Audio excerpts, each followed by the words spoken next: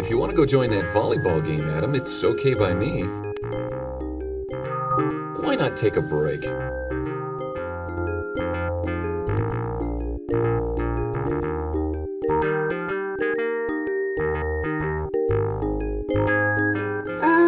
I don't think so. I don't really know any of those kids. It's always that way when you move. Sooner or later, you make friends. It'll happen. Sure, maybe later.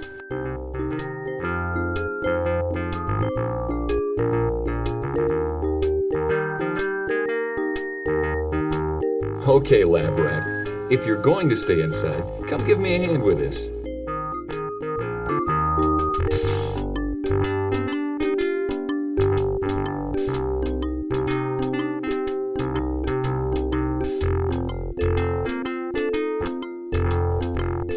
Sure, what's up? I found another bird this morning. These oil spills, they make me so mad I can't see straight. Anyhow, let's see what we can do about it. Take a closer look, then get a rag ready. The seagull is covered with oil and shivering miserably. Adam takes the bottle of detergent. Adam takes the clean rag.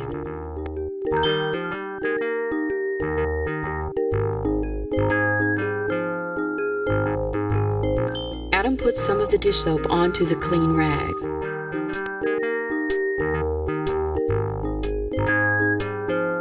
Great. Hold on a sec.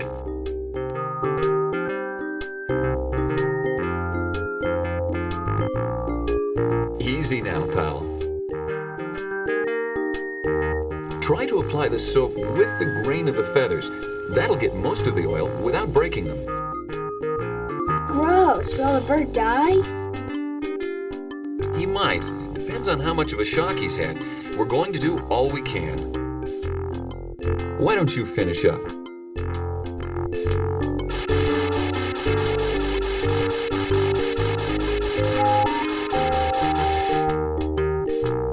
Should I take him outside and let him go? Not just yet. The soap removes his natural oils too, and that's what makes him float. He'd be shark bait until they build up again. We'll take care of him and hope for the best. I wish there was something more we could do. Me too. I feel like all we do is clean up after the fact, and it doesn't work too well.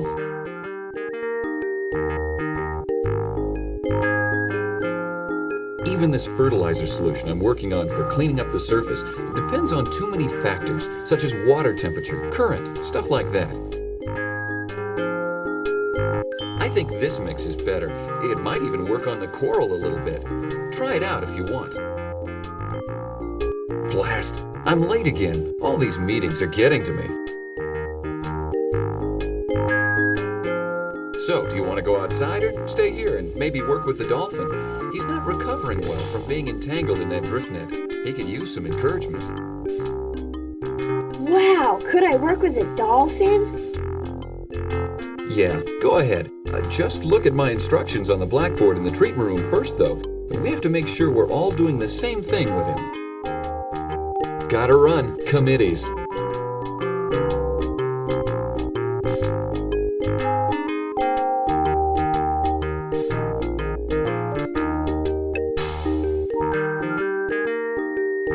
Oh man, I forgot to give him the water. Adam's gerbil lives in this cage.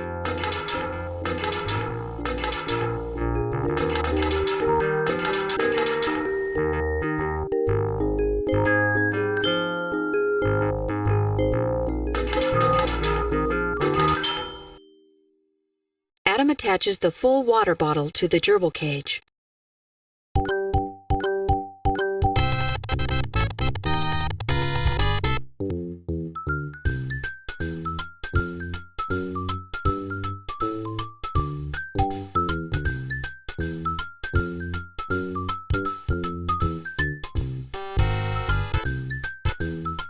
I guess that hits the spot, huh?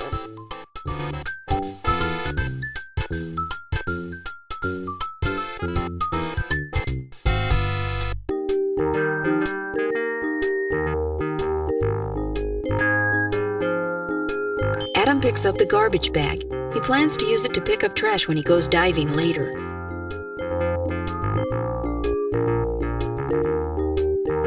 Adam picks up the empty soda can. Slam dunk.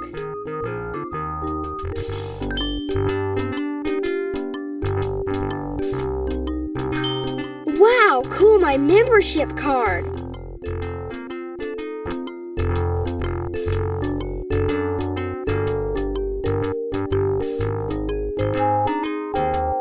Adam picks up the torn envelope.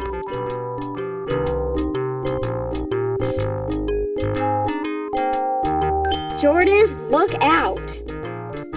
Slam dunk.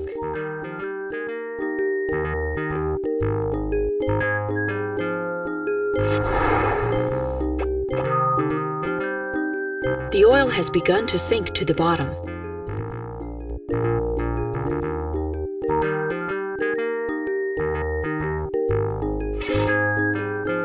Adam carefully pours some of the solution into the tank. Bacteria from the fertilizer solution breaks down the oil into harmless chemicals.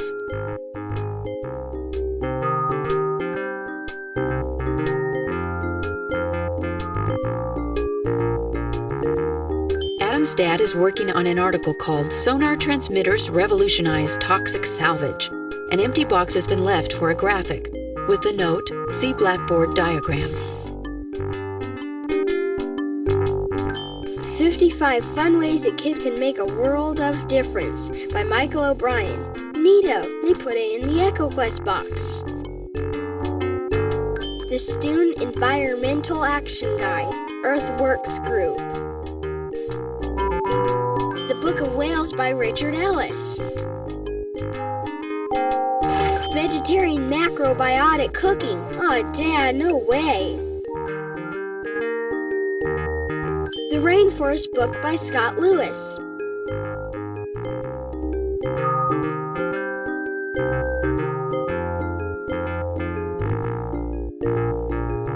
Yakety yak, it doesn't talk back. Adam generally prefers to talk to those who can talk back.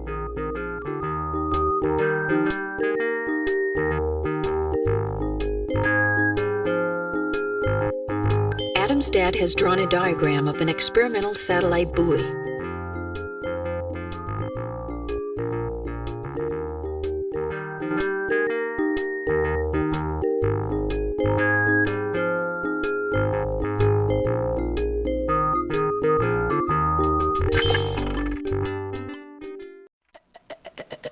The dolphin brought in by the fishermen is swimming in slow circles.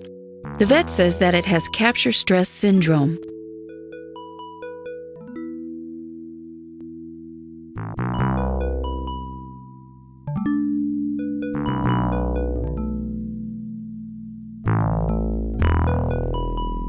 The propeller is covered with a metal cage. That way an animal who swims too close won't get cut by the blade. The propeller is covered. A set of instructions ensures that all helpers treat the dolphin alike.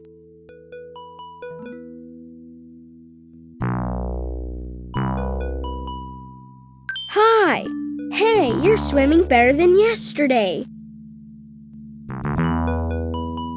You'll feel better in no time at all, and we can take you home. You've had a tough time, but we're not trying to keep you or anything. We're just trying to help you get better. Adam's soothing voice got through to him. It looks like he's decided to make friends. The dolphin eyes the bucket by the door.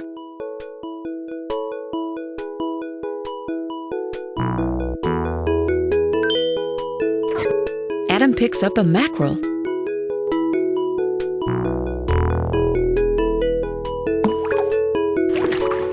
The dolphin chows down on the mackerel.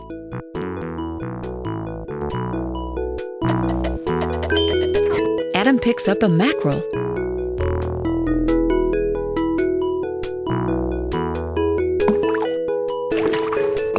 Yes, he swallowed another one.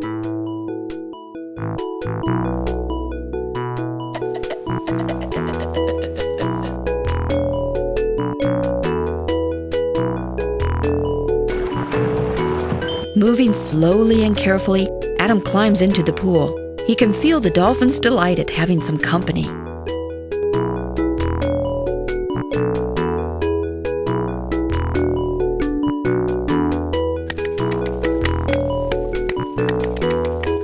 The weird clicking sound means the dolphin is memorizing Adam by bouncing sound waves off him. It's called a sonar click. That was fun! Do it again! Hey, where are you going?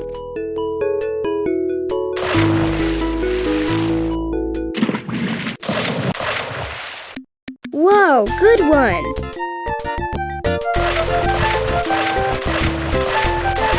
You're making me dizzy!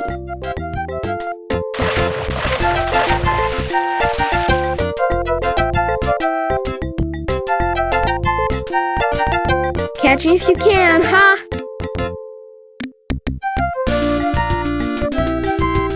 The dolphin offers his dorsal fin to Adam. He wants to give Adam a ride. Whoa, I accept! Adam cups his hand and the dolphin swims up under it and pulls Adam into a whirling, swooping ride around the pool.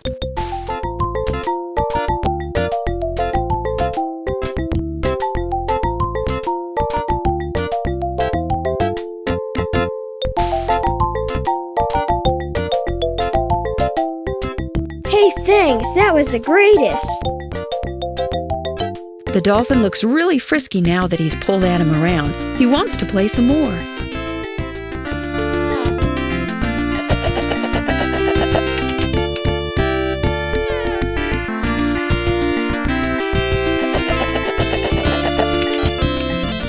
Adam takes the green frisbee.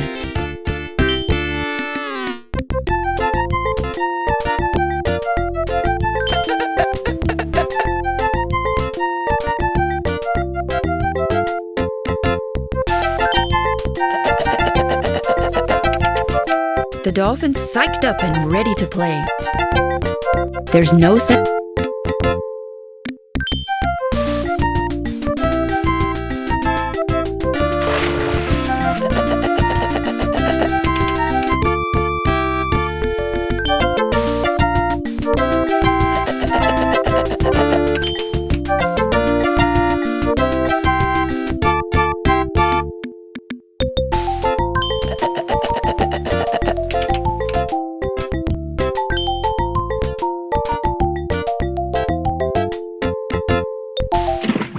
I got it!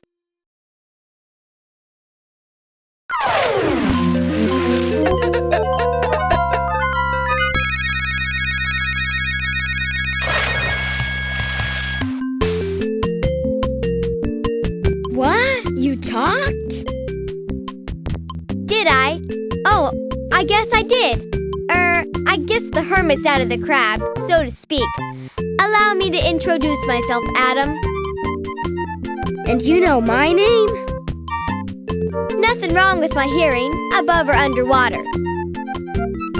As I was trying to say, my name's Delphinius. Deller what? Delphinius. Got it? Delphinius.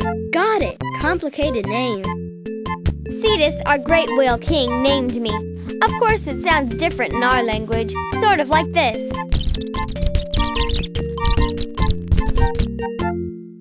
I believe your human scientists call that my signature whistle. I also speak tuna and some of the more obscure coral dialects.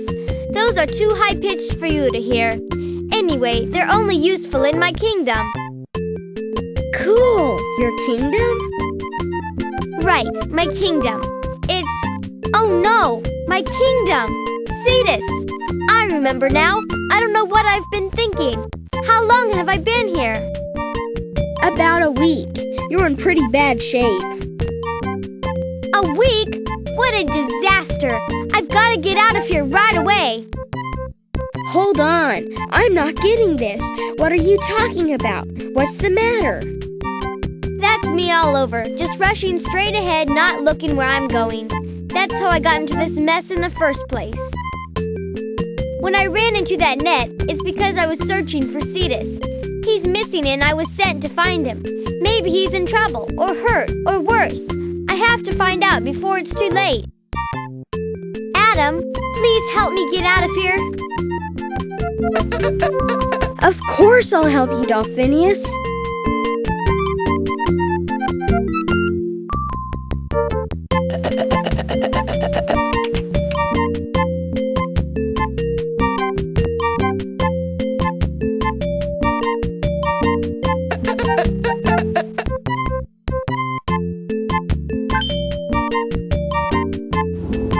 There, I've opened the hatch.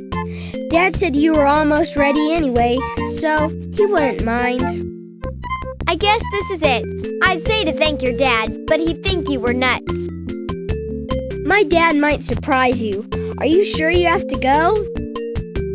Cetus is my king, Adam. If he needs my help, I can't fail him. But I won't forget you. I won't forget you either, Dolphinius. Good luck. Adam watches sadly as Delphinius swims out to sea.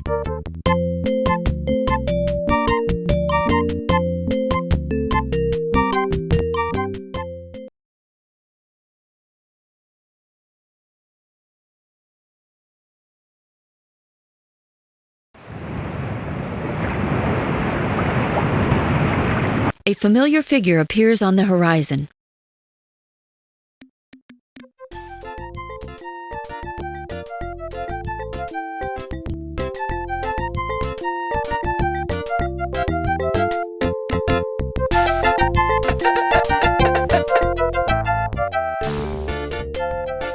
Dolphinius, I'm so glad to see you. I've been wondering what happened to you all week.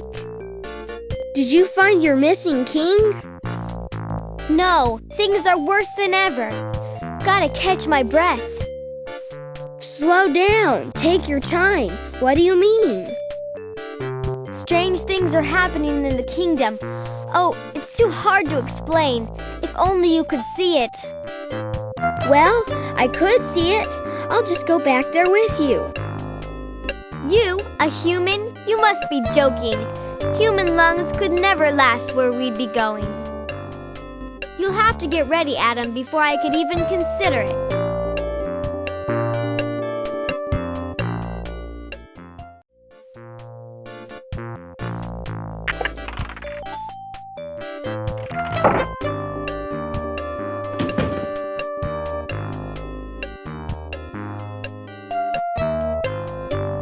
Adam and his father are testing a new aqualung. It has a huge air supply.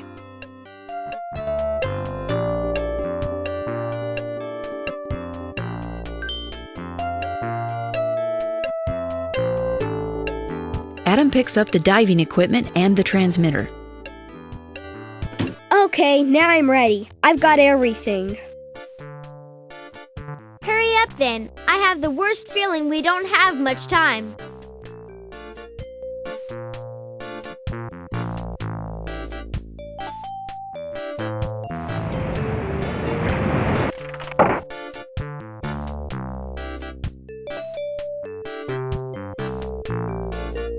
Adam empties his pockets.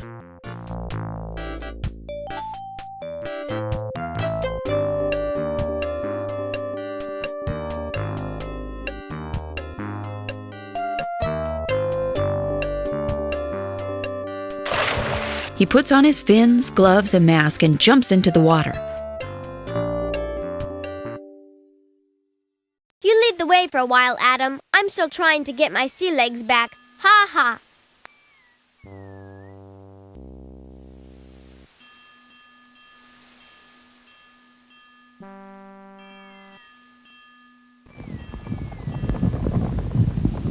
Oh, yuck. Look at all that putrid stuff.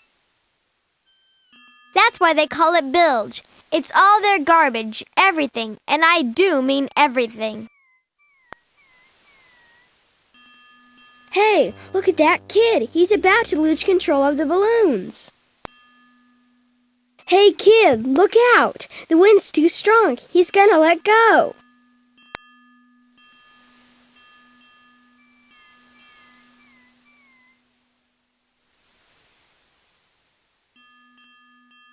Oh no, the wind was too strong. Those babies were filled with helium too. They can drift hundreds of miles till they sink.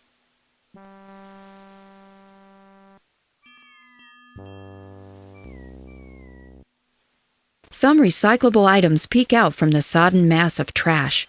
The glass jar looks like it's in good shape. The flow of the garbage thins out a bit, though it still forms a thick mass. A lot of it has sunk.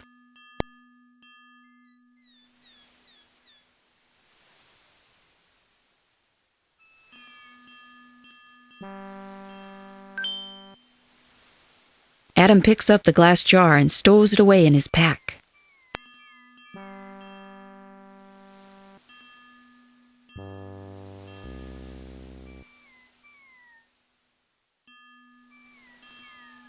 Adam puts an item in his garbage bag. The water is a bit clearer.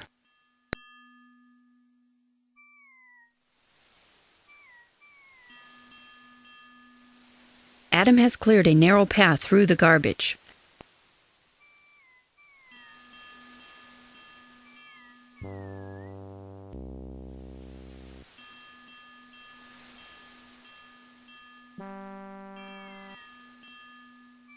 Time to dive, Adam. We're close to the boundaries of my kingdom, Ilaria. Do you still want to go on? Oh, yes, Dolphinius. Do you think your friends will let me help? Maybe not at first, Adam. They're pretty afraid of humans, you know. Bad experiences and all that. But they sent me for help and I'm bringing it. I'm bringing you. So get ready to dive.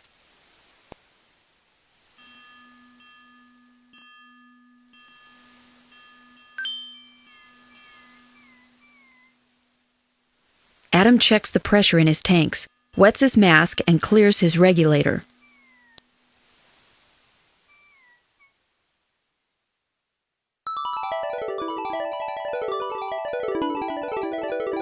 Oh, my head. I feel kind of funny. Funny, peculiar. Maybe we ought to go back. You could still be hurt. No, it's not that. I think there was something in that garbage we swam through. It interfered with my sonar. You know, my direction-finding senses. What do you want to do? That's a lot of tangled seaweed up ahead. We have to go through. Cetus used to clear a path for us, but it's gotten overgrown. There's one way through. I can follow if you lead. Okay, I'll try.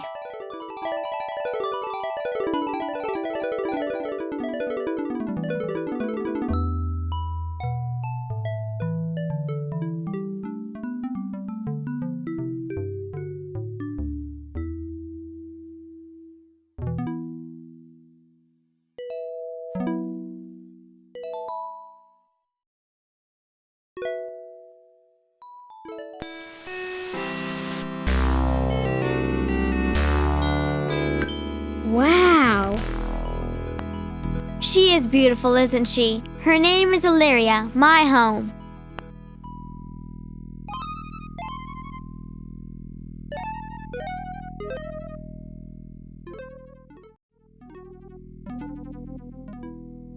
I think you need to talk to the Oracle. The Oracle of Ilaria can see into the future. If anyone would know what you should do to help the city, it would be her. I'd better go see what's been going on since I left. I'll be at the fish apartments if you need me. Good luck, Adam.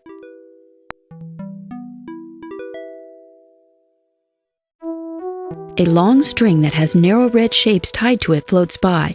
Adam thinks it looks familiar, but it's gone before he can remember where he's seen it before.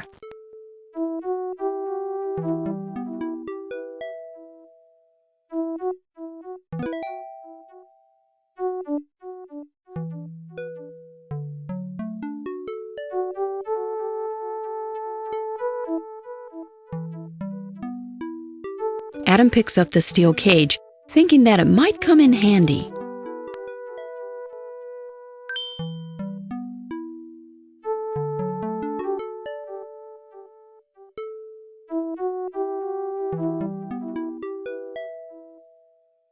Adam trashes the three-wheeler.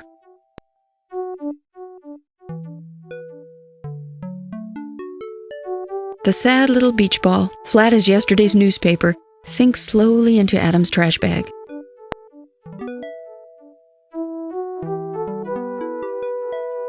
Fortunately for Adam, the shopping cart is collapsible.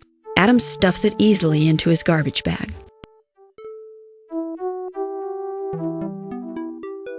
Adam transmits the radio into his garbage bag.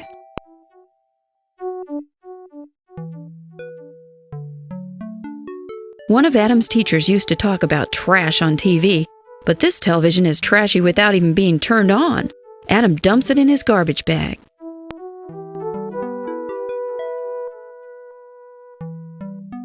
Adam ditches the pipe.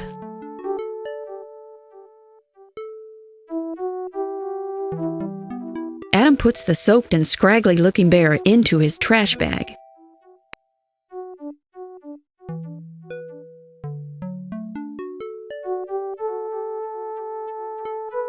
Adam wheels the desk chair into the twilight zone of his garbage bag. With a feeling of satisfaction, Adam picks up the last piece of garbage in the alluring courtyard. Now that looks better.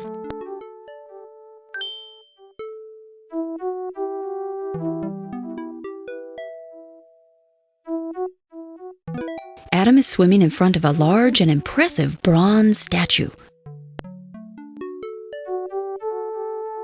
The bronze servant figure is forever honoring the god of the sea.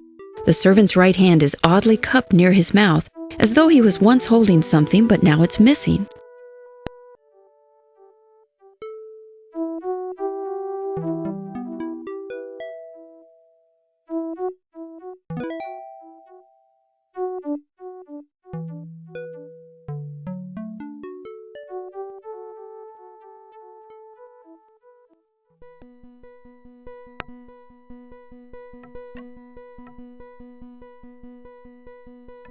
A pedestal stands in the middle of the temple.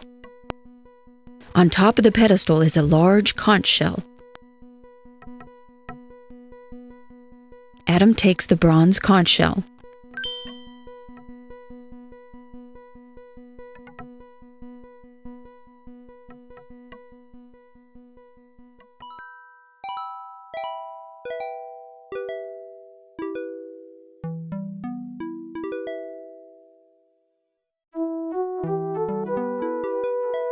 Adam is swimming in front of a large and impressive bronze statue.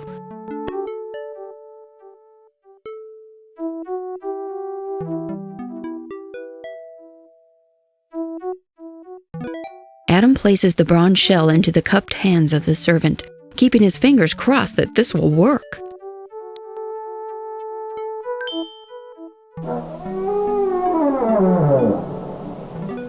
The bronze servant comes to life and puffs out his cheeks for a mighty blow.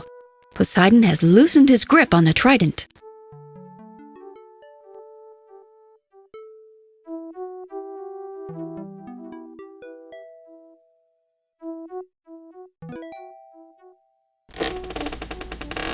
Adam pulls on the bronze trident, and it slides easily from Poseidon's fist.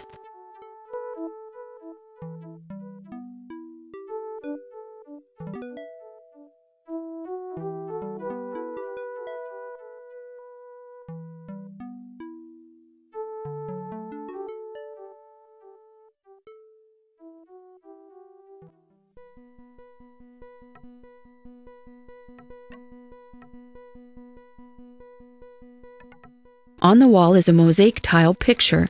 It looks like the seawater has caused the cement around the tiles to weaken, and now the picture is scrambled.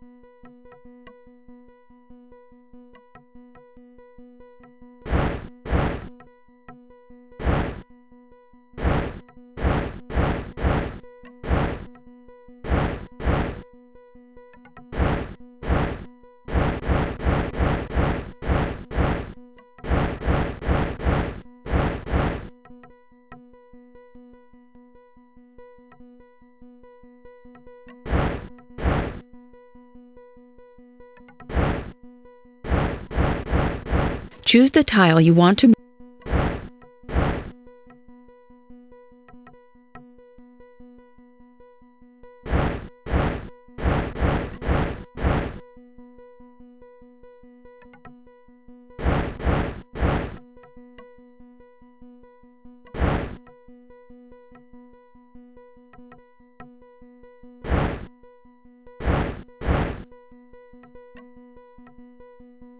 Adam doesn't want to get.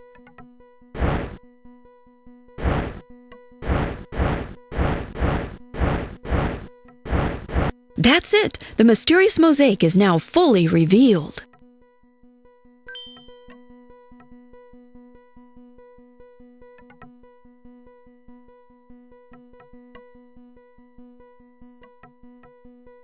An odd carving of 3 large eyes dominates the center of the back wall of the temple.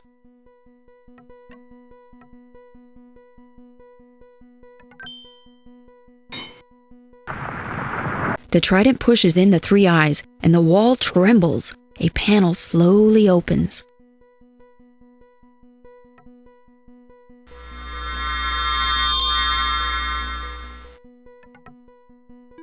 A fish appears mysteriously from somewhere behind the panel. It must be the oracle. The oracle knows all life in the sea, but, creature of man, I know not thee.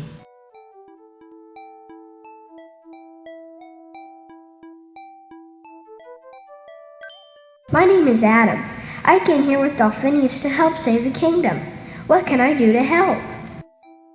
A prophecy from ancient year spoke of days of death and fear. A human boy, kind and brave, would the kingdom of Luria save. 3 riddles will your soul reveal. Use your heart, the truth to feel. Here's the first riddle to master. From the picture, choose an answer. Whose march of progress dooms us all, lives aloof to nature's call. Before he walks, must learn to crawl, and be a friend to great and small.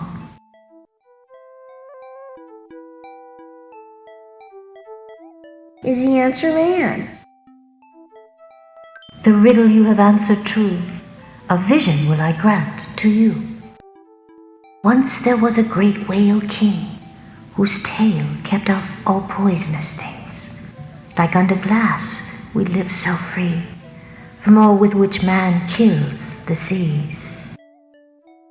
Here's the second you must master. From the picture, choose an answer. What glides like a bird but does not fly, lives and plays neath an emerald sky, feels the hook's pain but cannot cry, has no voice to question why. Is the answer fish? The riddle you have answered true. A vision will I grant to you. And so an innocent must fall, and become the stalker of us all. Mutated by a glowing breeze, man makes a murderer of the seas. Here's the third and last to master. From the picture, choose an answer. What reaches out to those in need, hears the call of those who plead, never blindly takes in greed, is a friend in word and deed. Is the answer love? The riddle you have answered true. A vision will I grant to you. A mighty king was led astray, tricked and lured into harm's way. With all his strength he cannot free himself from man's machinery. Our destiny now lies with he, foretold within the prophecy. The prophecy says a child of man might help save Illyria. Could that be me? Your answers show that you can see the carelessness that haunts the seas. But the citizens must give their trust to you alone. Win them you must. This sign of trust bring back to me, and you shall have the prophecy.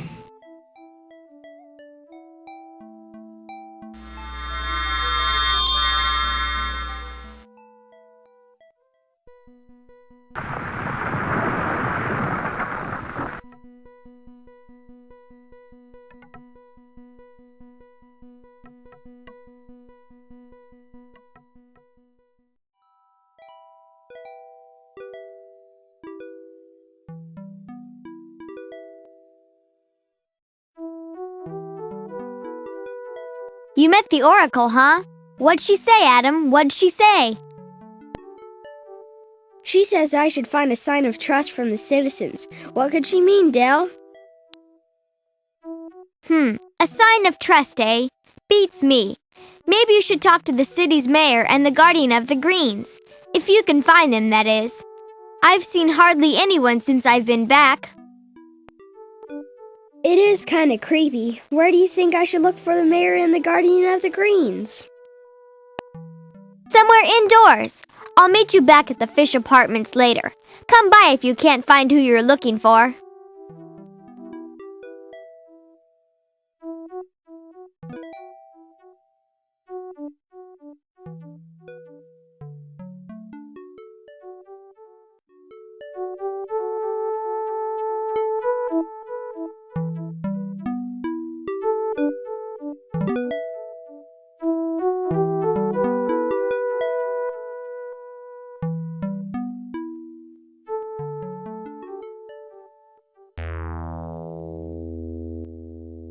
Halt! Who dares enter the chambers of the great senator? The booming voice seems to come from nowhere.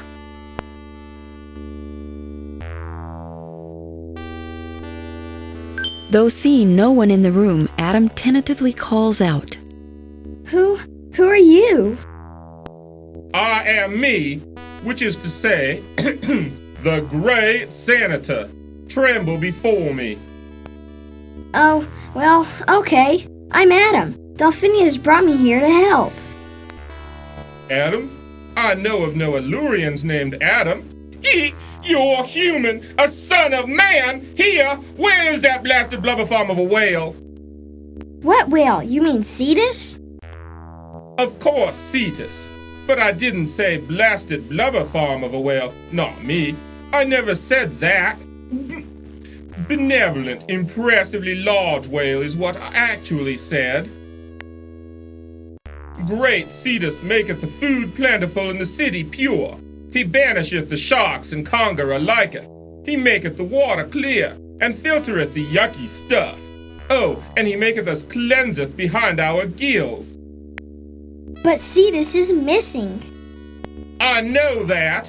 Alas, poor Illuria, Cetus has vanished. For lo many days, Cetus is gone. Only Poseidon knows where he has hithered to.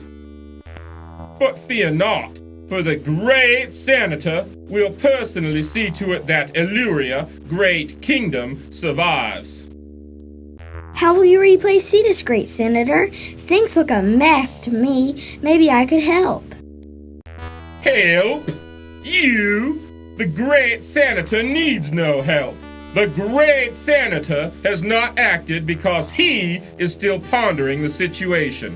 If you're so smart, try solving the challenge of the columns. What challenge of the columns? Find the one that turns no other, make it match its right-hand brother, repeat until all 9 are done, and the council's favor you will have won. And now I will answer no more questions, human boy. The great senator will now stay silent and silently ponder.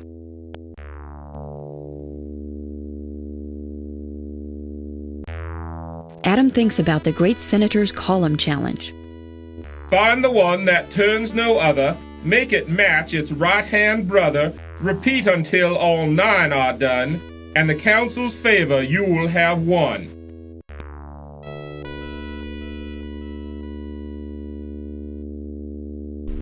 Whoa, the column pieces move. Now I wonder what order I should put them in.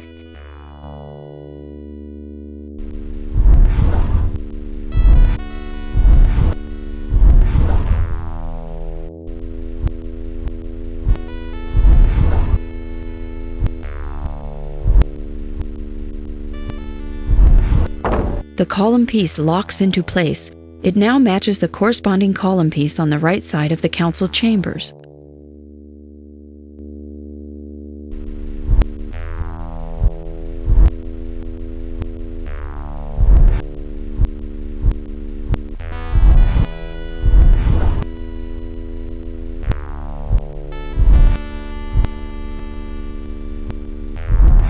The column piece locks into place.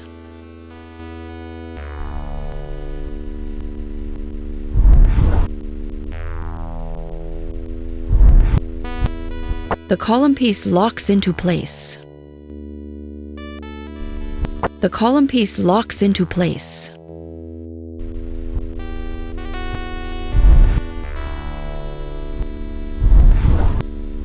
The column piece locks into place. The column piece locks into place.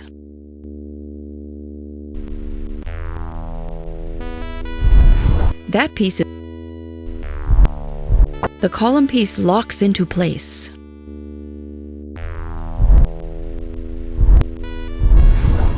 The column piece locks into place.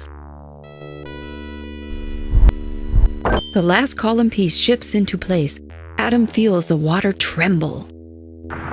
The room shakes as the building settles down on the columns. The gold mask is knocked from the wall.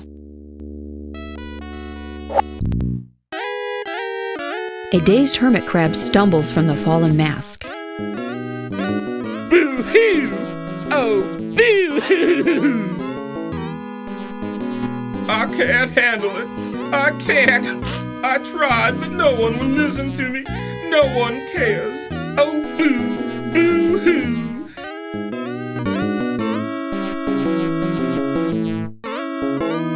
Who are you? I'm the great I'm a nobody. Boo-hoo! I'm a failure. Boo-hoo-dee-hoo! Well, why are you hiding in the mask? My name is Superfluous. I've always been the mayor, but I never actually had to do anything. Cetus took care of it all, you see. Now he's gone, and I ought to do something, but I don't know what. Well, gosh, you need to call a meeting or something. Get everyone to help. Oh, they won't listen.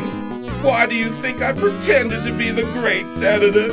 They might have respected him, but no, they're all huddled in their homes, scared. They won't come out for a meeting. Not that I can blame them. Here I sit with a shell so tight I'm about to burst, and I'm too scared to go out and find a new one. Well, maybe I can get the citizens to come out.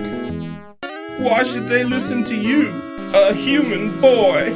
Why, I don't even trust you. No, sorry, I don't think it would work. It would be nice if it could, though. Goodbye now. I must go back to my pondering.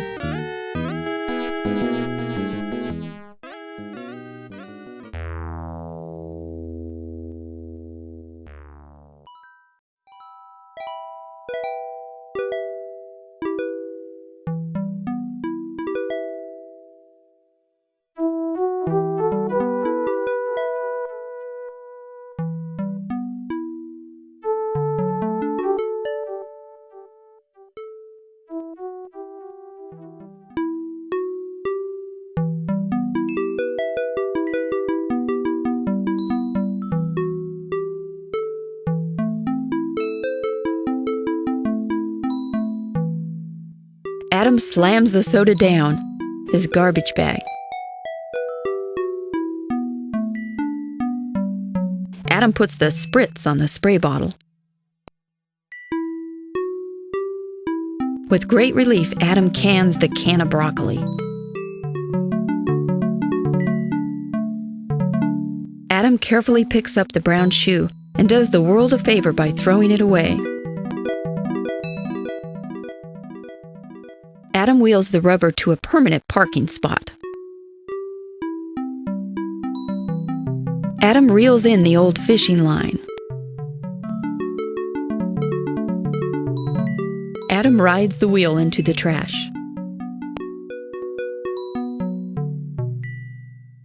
Adam decides to be nice and clean up the old pot. Adam snatches the purse and bags it.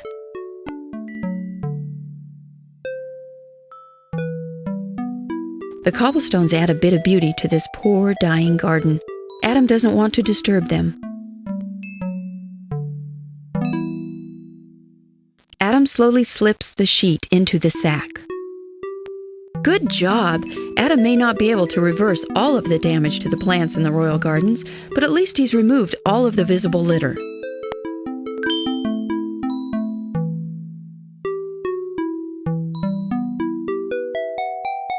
A large statue of a whale made entirely from coral takes a place of honor in the middle of the garden. The coral is coated with oil and is clearly dying. This kind of damage is the result of oil spills and ship bilge dumping. The lighter part of the oil evaporates and what's left sinks, ending up as a thick tar that coats the ocean floor.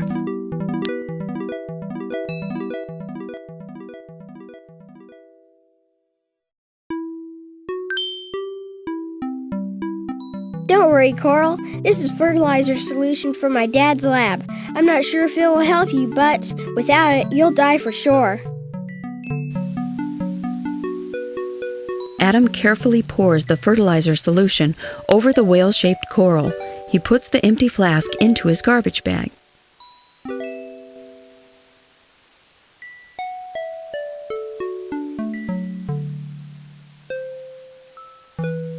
The oil begins to dissolve. It's working!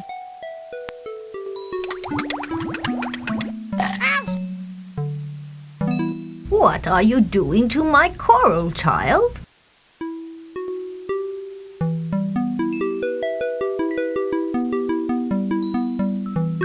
I just put some solution on the coral that will create bacteria to eat up the oil.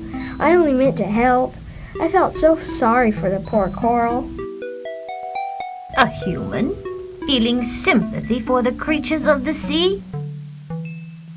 Why, you're right. The oil is dissolving. What is your name then, Magic One? My name is Adam, but it's not magic, just science. Who are you? I am the guardian of the greens, but you can call me Demeter. It is my job to tend the royal gardens and ensure that the city has plenty of plants to eat. But as you can see, my garden is all but dead. What will you do when the plants are gone? We will be forced to leave Luria, or die here. I'm not sure which is a worse fate. If only Cetus were here. The coral miss him so. You know they shape themselves like this in homage to him. If only I knew Cetus was somewhere safe, I could be content with this lot. Well, I came here with Dolphinius. We're going to try to help save the city, and maybe find Cetus. You would do that, human child? Perhaps that's just what we need. Someone who knows the mysteries of man and the poisons he puts in the sea. Here, take this with you. What is this? It is the last of my healing potion. It has a great power to heal. I used to make it from over 30 rare sea plants, but most of them are extinct now, killed off by poisons. There'll be no more potion. The potion does not work on my poor garden. Perhaps you will find a good use for it on your quest to save the city. Thank you for this gift, Demeter. Use it wisely, human child, and may Poseidon watch over you.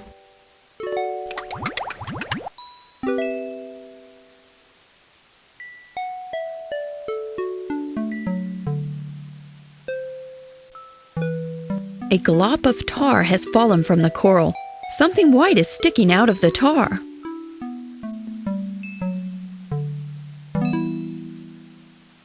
Adam can do nothing to help.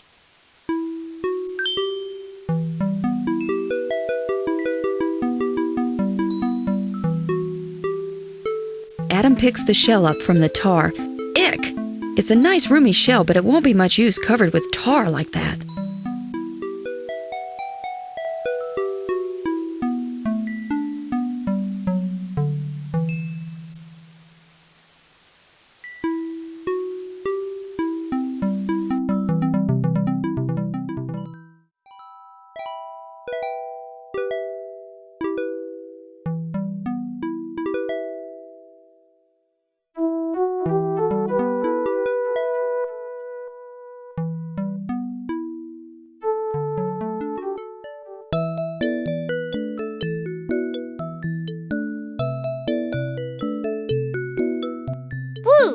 have gotten even worse since the last time I was here. I'm trying to help out in the fish apartments now, but I'm afraid I'm not much good at this sort of thing. Have you found the mayor or the guardian of the greens yet? Yep, I found both the mayor and the guardian of the greens. Good for you. What did the mayor say? Not much. I'm afraid he doesn't trust me because I'm a human boy. That's understandable, I guess, but not very fair. Maybe there's some way you can prove to the mayor that you're a good human. How? Does he have a problem? Maybe you can find something he really needs.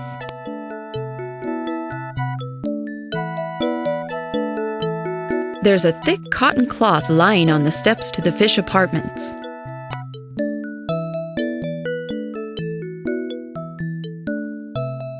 You can hang out here if you want, Adam. I gotta go to the surface to breathe. See you back here later.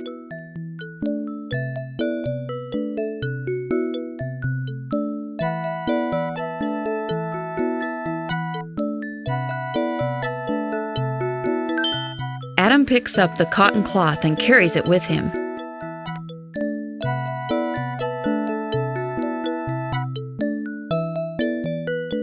Adam cleans up the old plate. Daydreaming of chocolates, Adam throws away the empty candy box. Adam squeezes the aluminum toothpaste tube into his garbage bag.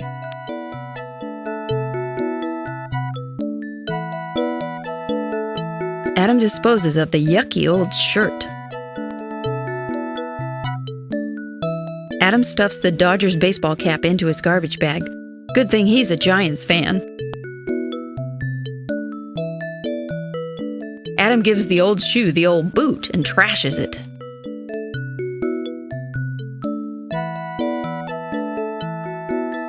Adam puts the old sock in his garbage bag, thinking that it will never find its mate now. Adam burns the toaster. All right! Adam makes a clean sweep of the garbage around the fish apartments.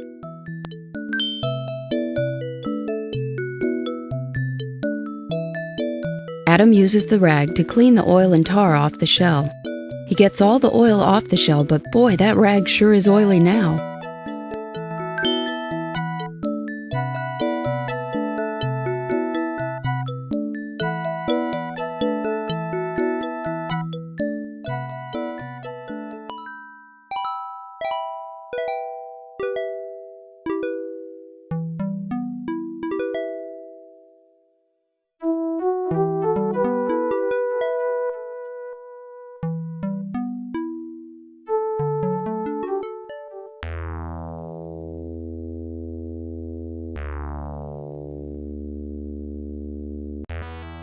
Superfluous, come out and see what I brought you.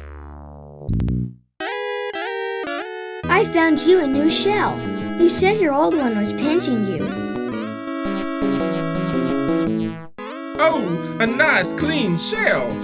Thank you, it's ever so roomy. But why would a human boy do such a thing? I told you, I want to help Illyria.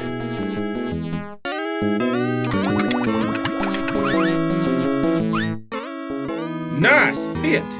I don't know how to thank you. You know, maybe the citizens would listen to you after all. Oh, if only you could get them to come here. Why, maybe together we could all think of a way to save ourselves. I tell you what, I'll give you a deputy badge if you'll agree to help me get the citizens here for a council meeting. I'll do my best, Mr. Mayor. Here's the badge. Now off with you, son, and don't let me down. Adam takes the deputy badge from Superfluous. Why, it's a starfish!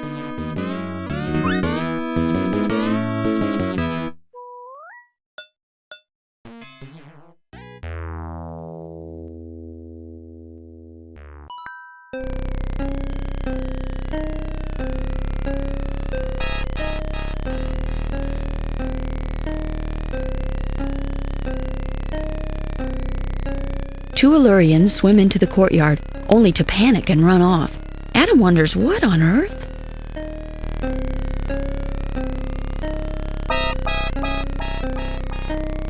Adam looks up in terror as a huge black shape glides like a cloud above him, blocking the surface light. The water tingles with a feeling of danger and evil. Adam is frozen in place with fear, unable to move a flipper.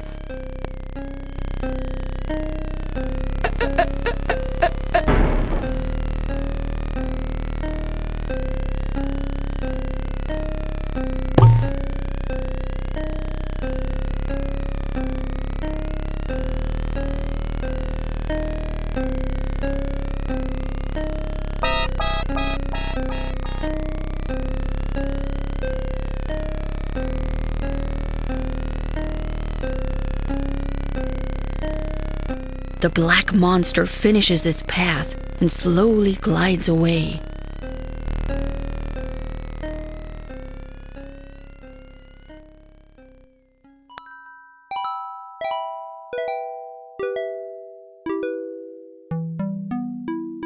Adam, are you okay? Did I hurt you? Are you kidding? You saved my life. What was that thing? We call him Flesh Eater. He's the biggest, meanest manta anyone's ever seen. Most mantas are gentle, but this one's a real bone grinder. He started coming around just before Cetus vanished. He likes to come by and pick up Ilarians to eat. We seem to be his favorite food. That's awful. No wonder the citizens are hiding. The mayor asked me to see if I can get him to the council chambers. But why would they come out for me? The pollution is more of a danger to some Ilarians than Flesh Eater. Why don't you go visit the citizens in the fish apartments? If you can help them with their problems, they'd trust you then. I'll head on over to the council chambers and be the first one there. Good luck, Adam.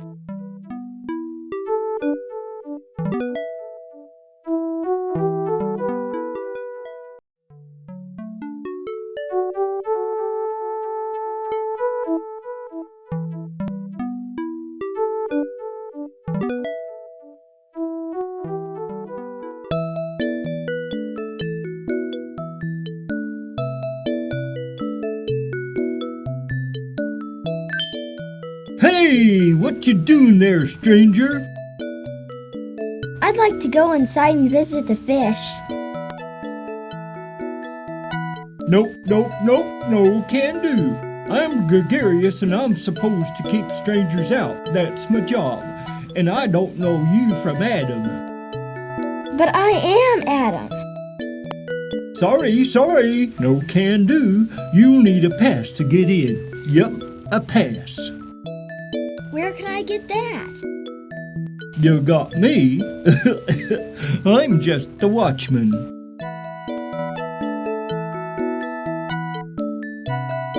Will this do? The mayor said it was a badge.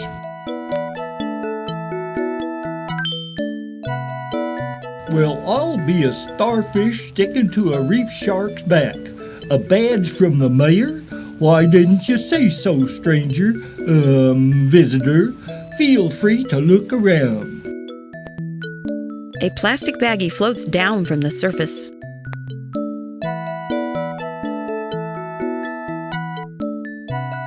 Before Adam can grab it, the little blowfish panics and inflates and gets stuck in his apartment window, too fat to get through.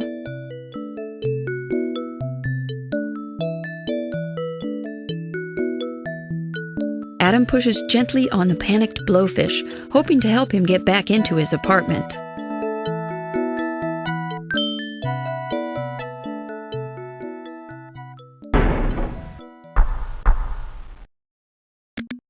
Adam's landed in the little blowfish's apartment and landed hard.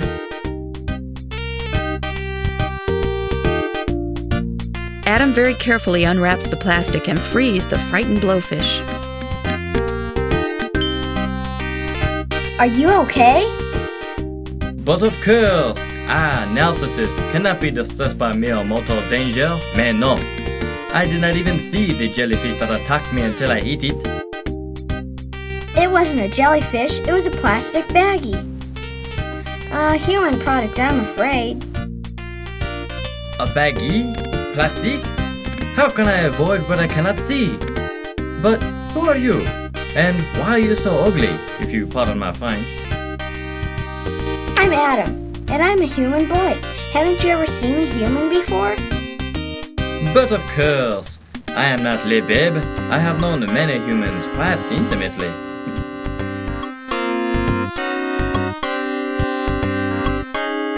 You're an artist, right? Is this your painting? My latest masterpiece. The negative space gives it a certain je ne sais quoi to this amusing little waterscape. Don't you agree? It's very nice. Well, it's fini now. I had a terrible time with it. Those sea urchins will not sit still. They have no appreciation for l'artiste. Since you have saved my life, mon ami, why don't you take these petite sea urchins?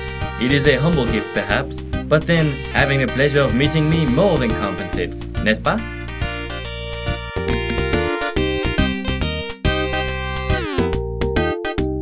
Thanks, Narcissus. Oh, and now that you're okay, the mayor would like to see you in the council chambers for a meeting. The mayor? But of course he wants me there. Say no more, boy. I go now. Bonne chance, mon ami.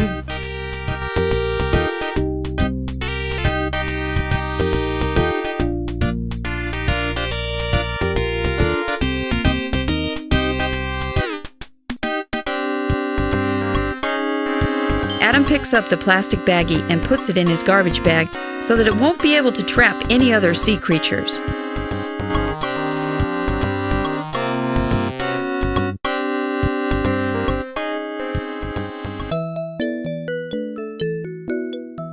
Narcissus's apartment light is out, now that he's left for the council chambers.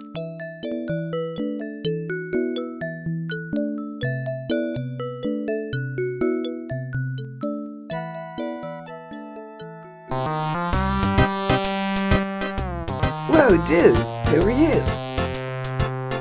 I'm Adam. I came to tell you about a meeting the mayor's called in the council chambers. I'm Epidermis. I'd love to, surf on over there, but I got my own problems, man. Sorry.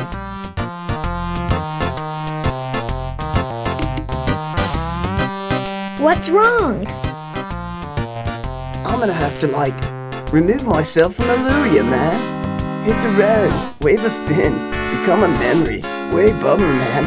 I'll be, totally lost out there in the big old sea, all by myself. Shark food, that's me. Why do you have to leave? I only eat one kind of plant, and we've been having this major algae problem. Just look at my potted garden. There's not 1 inch of algae-free leaf left in the whole city. Wow, my dad says chemical phosphate pollution in the water causes algae growth, but I never thought about it making fish's food grody. Phosphates, huh? Guess I'll have to, look for some place where there are no phosphates? No sharks or flesh eaters either. Oh.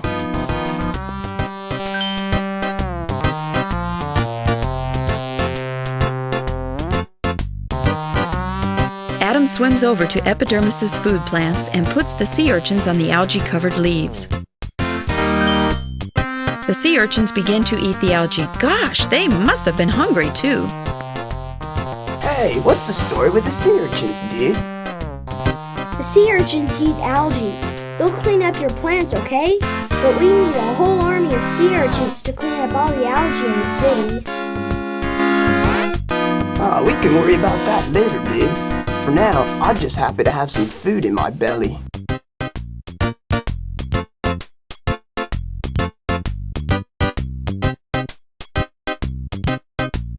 Epidermis happily munches on the algae-free areas the urchins are making. Oh, way better. You think I should, go to the meeting after all? Sure, maybe together you can think of a way to make things better in the city. And And I could tell him about the urchins. Cool. I'm way glad I don't have to leave home. At least not right away. Let me give you one of my shells. I'm totally into shells. Maybe you can start your own collection.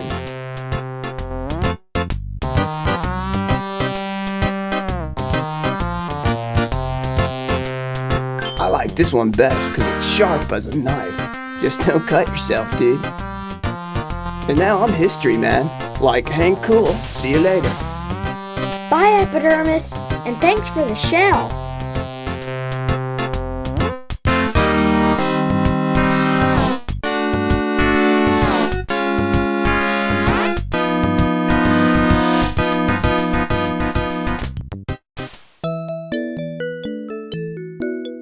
Epidermis's apartment light is out now that he's left for the council chambers.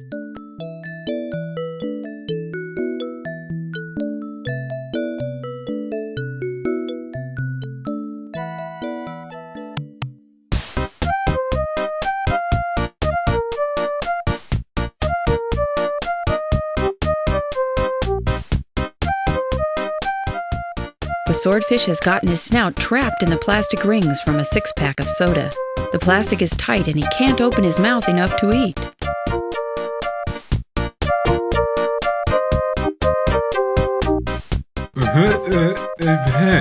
I seem to have a problem, my good man. I guess so. That looks painful. How did you get your nose stuck in those plastic six-pack rings? I was digging for food like I always do. These abominations was under the sand.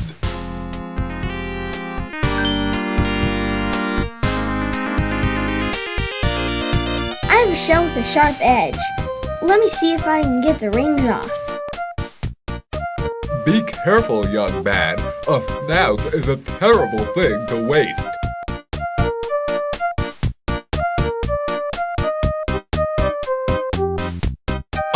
What blessed relief.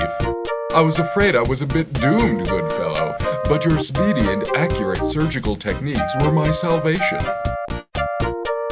Allow me to introduce myself. I'm Hippocrates, chief surgeon, that is, surgeon of Illyria. And who might I have the pleasure of addressing? I'm Adam, a friend of Delphinius. Ah, a delightful chap, Delphinius, and in perfect medical condition. Do you need a checkup, lad? I must confess I know distressingly little about human anatomy, but you're simple creatures. It can't be that difficult. I don't need a checkup. I came to tell you about a meeting the mayor's called in the council chambers. A meeting? Good show. That's just the ticket for what ails us. Before I go, let me express my gratitude by giving you these fishbone tweezers. Perhaps they will serve you someday, as you have served me.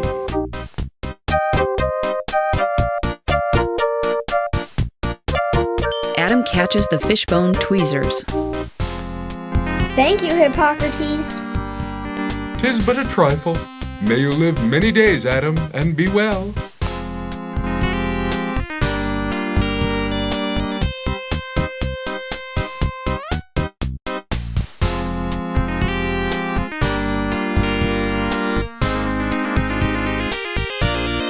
Adam picks up the six-pack rings.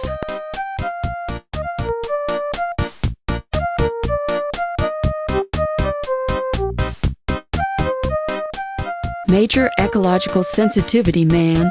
Adam cuts apart the plastic circles of the six-pack rings and puts them in his garbage bag.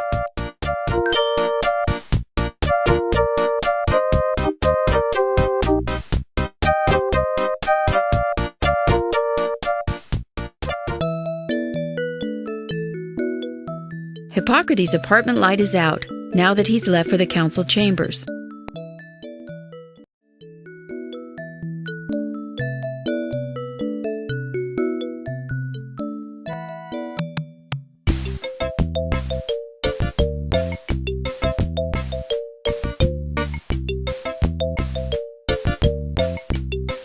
The poor sea turtle appears to have something stuck in his throat. He's having trouble breathing. A long white string hangs from his throat. Now where has Adam seen string like that before? A red deflated balloon is lying on the floor. It looks like it came from the same bunch of red balloons that the boy on the cruise ship was playing with. So that's what Adam saw in the courtyard.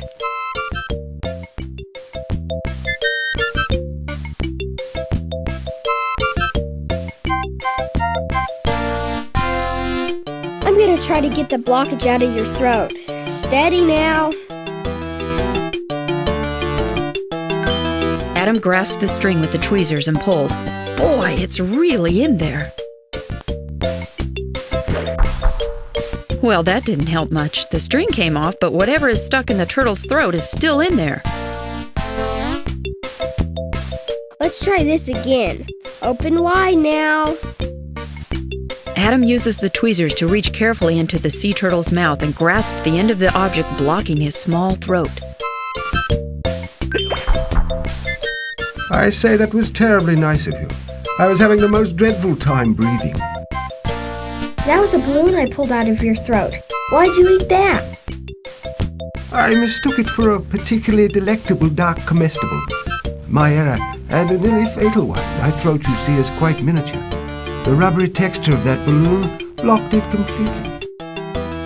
They sometimes find huge whales who've been killed just by swallowing a little balloon. Ah yes, my equally small-throated brothers. But I get ahead of myself. I am Erroneous, professor of most of the fish in these parts. It's a pleasure to finally meet a human. I've taken quite a scholastic interest in you as a species, that is. I noticed the flag. I'm Adam, and I actually find animals more interesting than humans. But maybe that's because I am one. Ah yes, we're often intrigued with the unknown. The mayor sent me to tell the citizens about a meeting at the council chambers. Well, I shall certainly want to contribute to that ostentatious affair. But first, let me persuade you to assume responsibility for these 4 little human objects I found. They might be troublesome if left floating about.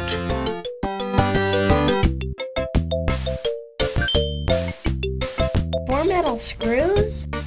Yes, their size makes them particularly likely candidates for swallowing.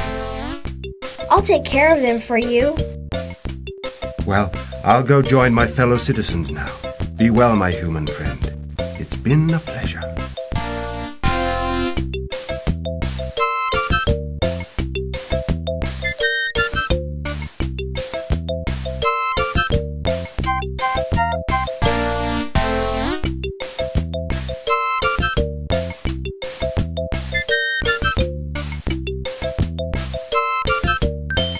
Adam picks up the deflated balloon and puts it into his garbage bag so that another animal doesn't swallow it. Adam picks up the deflated balloon and puts it into his garbage bag so that another animal doesn't swallow it.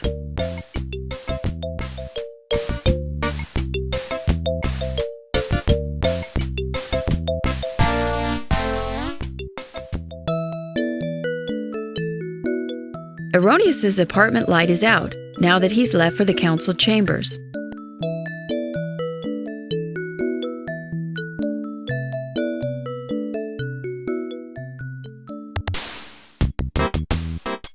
Well, what you need now, Adam?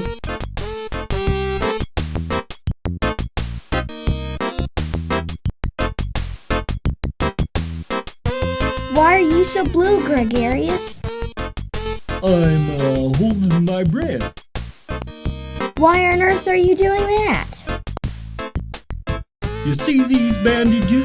I keep getting hit by the same dumb speedboat every time I go up to the surface to breathe. Dang propellers, I'm just not going up there no more. But you're a mammal. You have to go up to breathe real air or you'll suffocate. Nope, don't care. I ain't going. That propeller has gotten the last piece of Gregarious A manatee, by Gil. How about if I go up there with you? You can show me the boat while we're up there. Maybe I can do something about their propellers. Gee, Adam, You do that? What a pal. Follow me.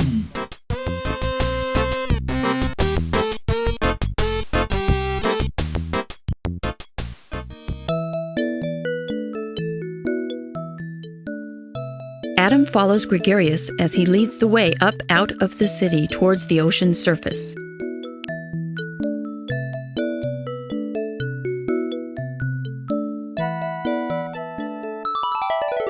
A load of garbage appears from somewhere above. Ouch!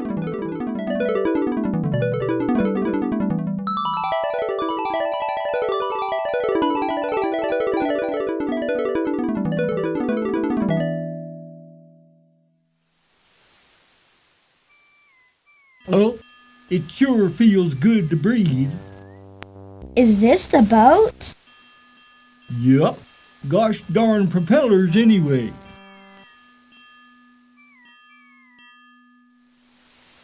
Hey, Mr. Fisherman. What? Who said that? I'm down here. Oh, a diver, eh? Why didn't you say so, cockamamie kids? We just swam up through some of your trash. Lots of creatures have to live in the ocean. You shouldn't dump your stuff in here, you know. What's that? Creatures, is it? What do you think I'm fishing for? The ocean's a big place, matey. That little bit of trash ain't gonna hurt them fishies none. But it does. You wouldn't believe all the trash down there. Anyway, that's not what I came to talk to you about. It's about Gregarious. Gregarious? That's a heck of a name for just a dumb manatee. And what's all them bandages for, anyhow? Because you keep hitting him with your propellers. My propellers? You mean my propellers did that? He says every time he comes up to breathe, your boat runs into him. Well, I'll be a landlubber. What do I do about that?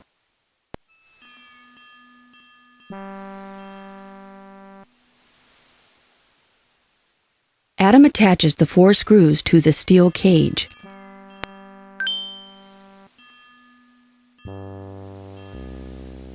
You want to give me a hand with this, Gregarious? Sure, Adam. Adam and Gregarious swim under the boat to attach the cage to the propellers.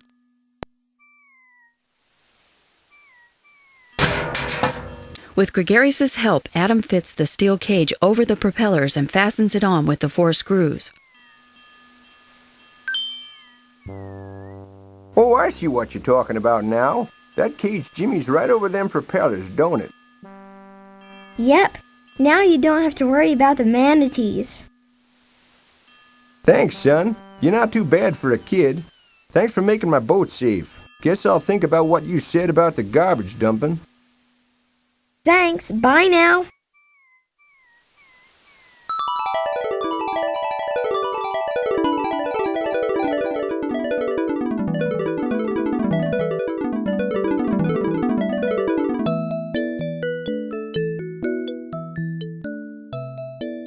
Thank you, Adam.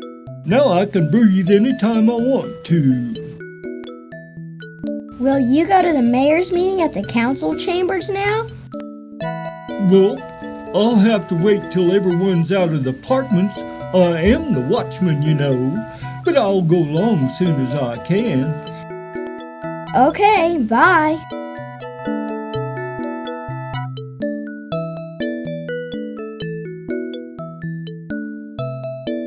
Adam just says no and trashes the wine bottle. Adam gives the sushi a decent burial. All right! Adam makes a clean sweep of the garbage around the fish apartments.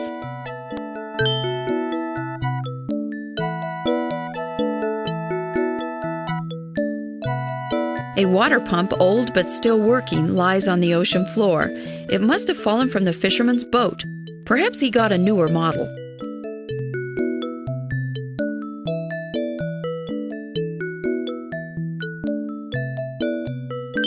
Adam snags the still functional water pump.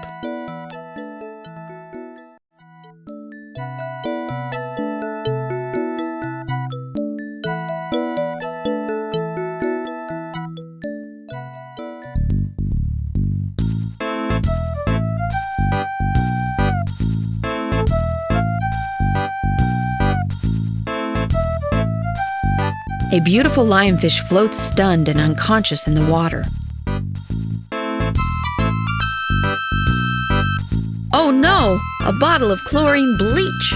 Tropical fish collectors use bleach to stun fish so that they can catch them easily. The lionfish must have found the bottle up on the reef.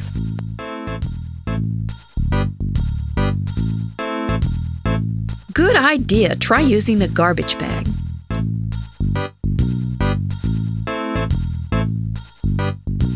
Adam picks up the bleach bottle and stores it away in his garbage bag. That stops new bleach from leaking into the water, but the apartment is still full of this stuff.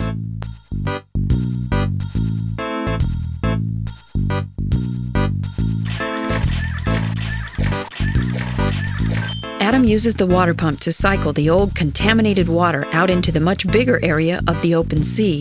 The room slowly clears of bleach.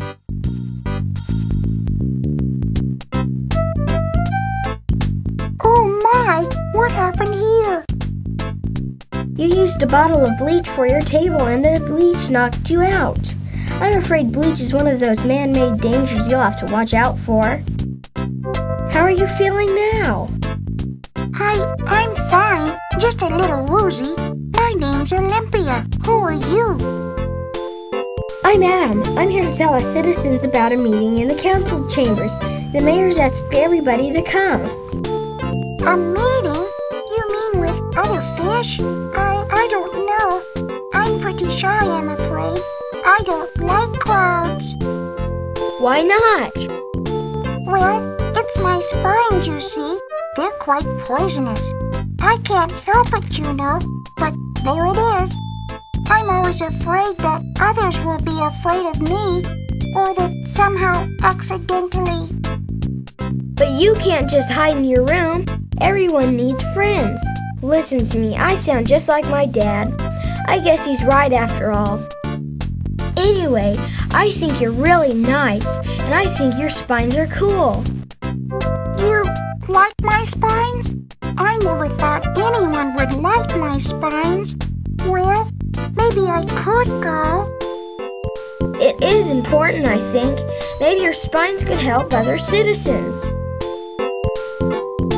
If you truly like my spines, perhaps you'll accept a small gift for saving my life. This locket contains one of my baby spines. It's quite potent, though. Be careful how you use it. Wow! A lionfish spine. Neat. Thanks, Olympia. Goodbye, Adam. May you be free from stings as long as you live.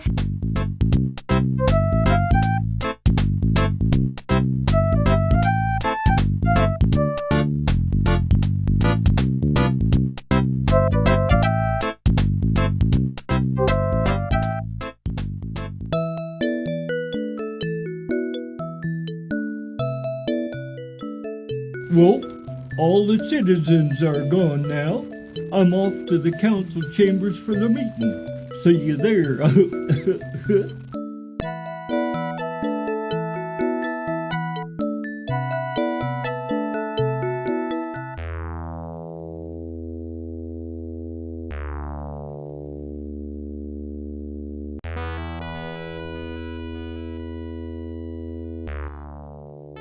Oh, Adam, you did it!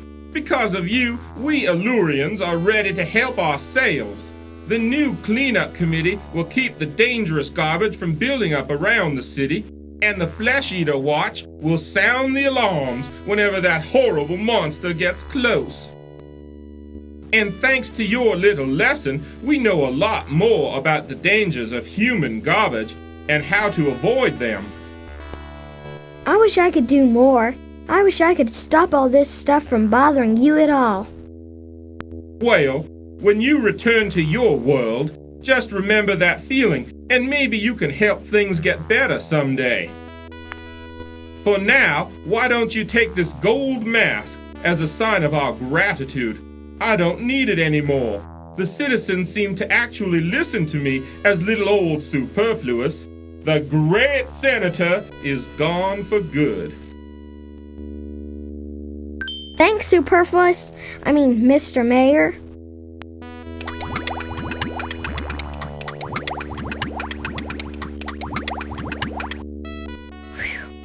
Illyria is safe for the moment. What do you mean? Well, the cleanup crews can't stop that horrid green ooze in the water, and Flesh Eater will keep haunting us. And then there's our food supply. I think we still have to find Cetus, Adam. Now that the city is okay for a while, I think it's time to go search for him. How do we start? Remember, the Oracle wanted to see you again? Let's see what she has to say.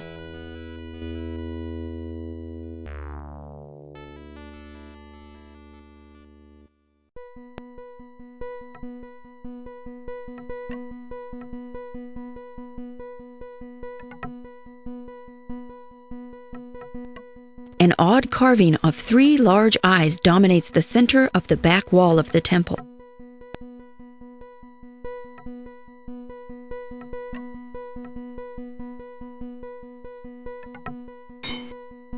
The trident pushes in the 3 eyes, and the wall trembles. A panel slowly opens.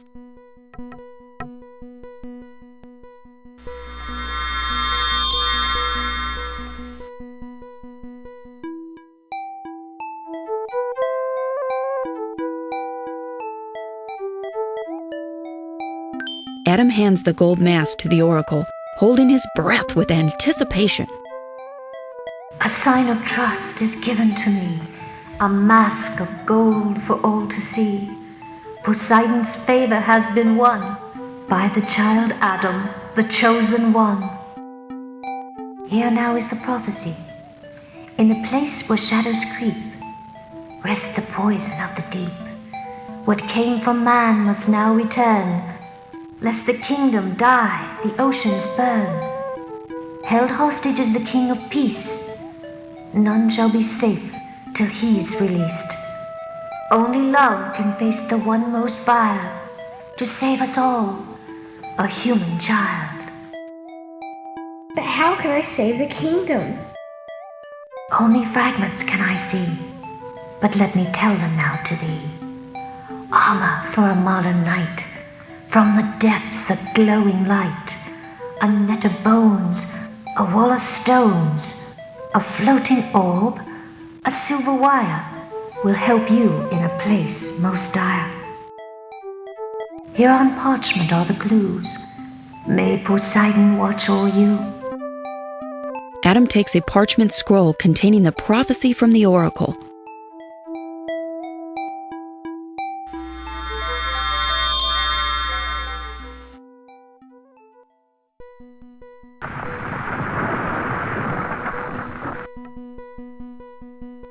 Wow, a prophecy. And to think I didn't know if I should bring you, Adam. Let's get started on our quest outside the city.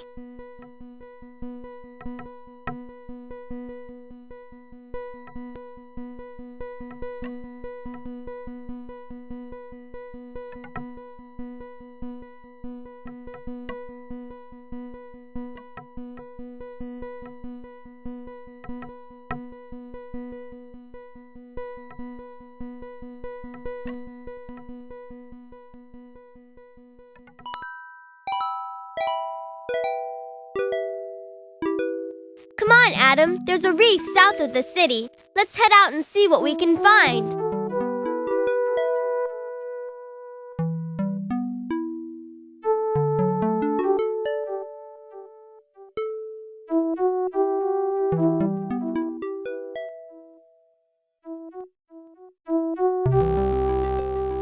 This is it, Adam. We're on our own now. Right out here in the open sea. What an adventure, huh? You're not nervous, are you, Dolphinius? Who, me? Master of control? Nervous? We've got the prophecy, and we've got our natural talent. So hey, what the heck? Flesh Eater beware, right? Right, let's explore.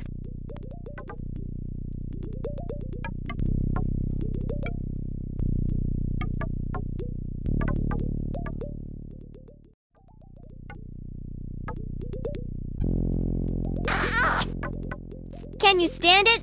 These little fish just love mirrors. They think there's another fish in there. I'm glad I'm one of the higher mammals.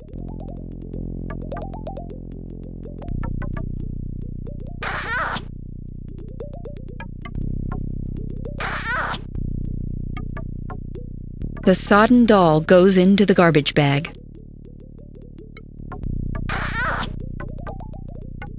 The damselfish is startled by Adam's approach. She gives up looking at the other fish in the mirror and swims away. The tasteless underwear goes into the garbage bag. Squawk! Well, the flamingo would say that if it could. Adam puts the plastic flamingo in the garbage bag. Adam puts the teddy bear into the garbage bag. Good job! Adam wins the Recycle Champ Award.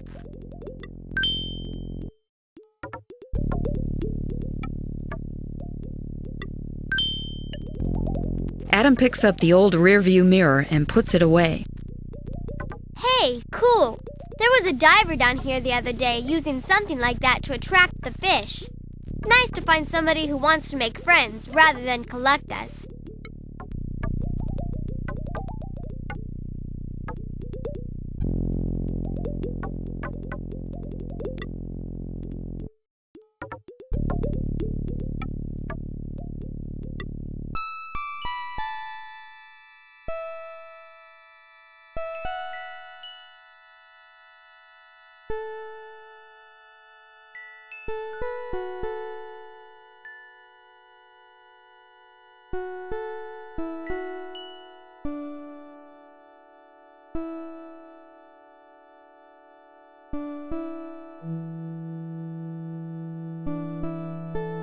A large shape is huddled in the lair, but Adam can't see it clearly.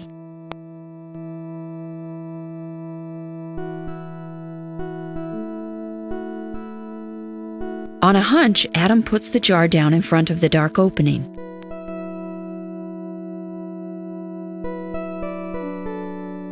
Let's back off, Adam, and see what happens.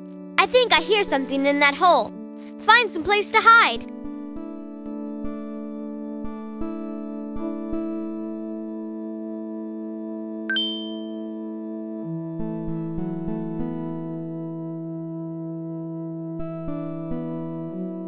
Adam burrows into the soft sponges. From this comfortable hiding spot, he peers out at the octopus.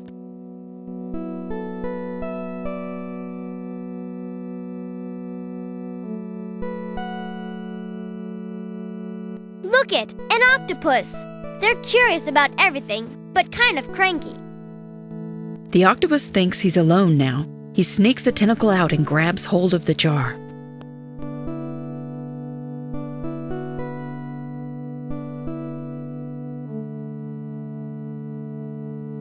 He thoroughly explores the jar.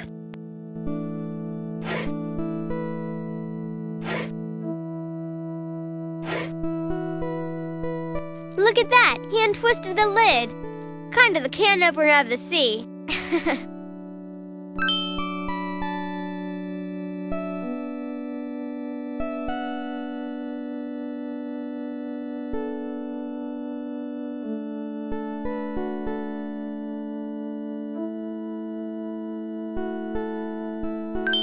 Adam picks up the open jar but keeps one eye on the octopus.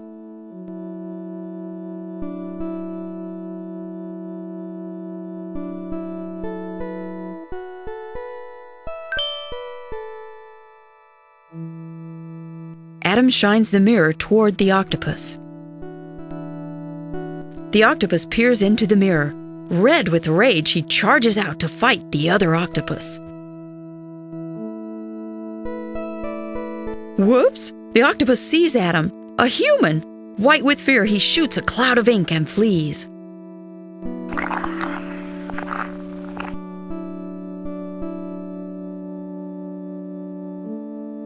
Phew, just like skunks.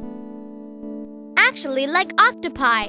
That ink's supposed to be like a fake octopus to throw you off the track.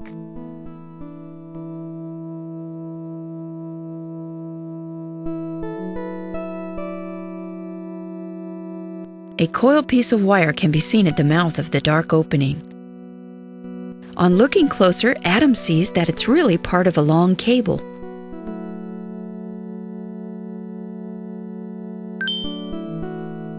Adam reaches down and pulls out the cable. a gleaming wire. I'm beginning to get an idea about what the oracle meant.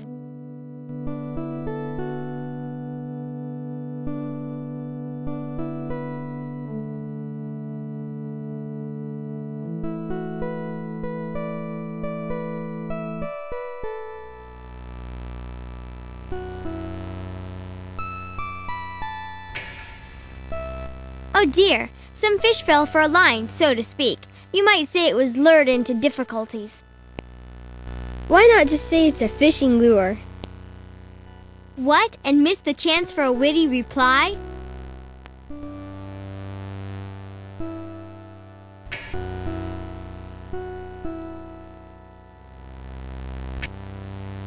Adam picks up the brightly colored fishing lure.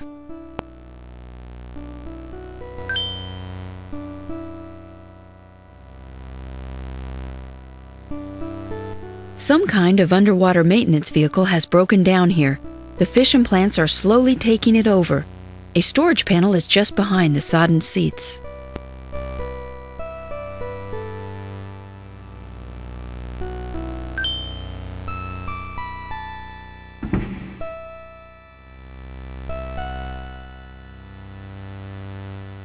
There's just no privacy on this reef.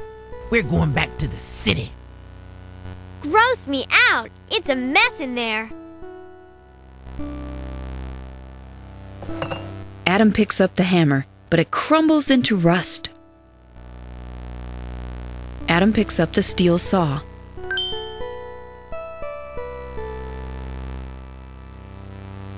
The toilet tank is on its side.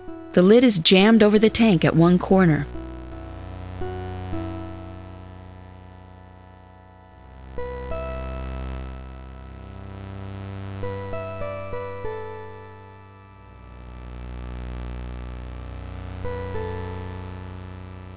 Adam places the trident under one corner of the tank lid and yanks. The lid pops off and falls to the sand.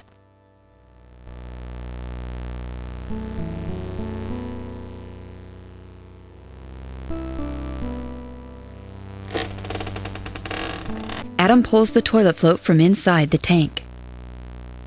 What's this round thing?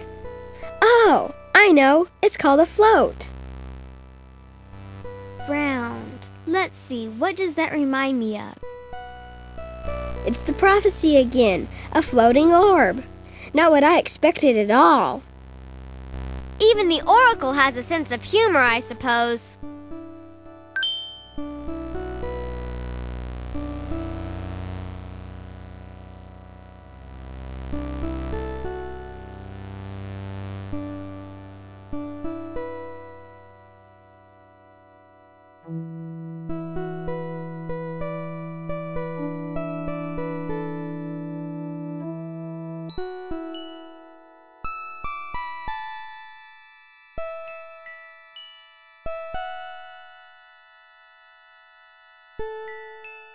A small opening with just enough room for one person to squeeze through.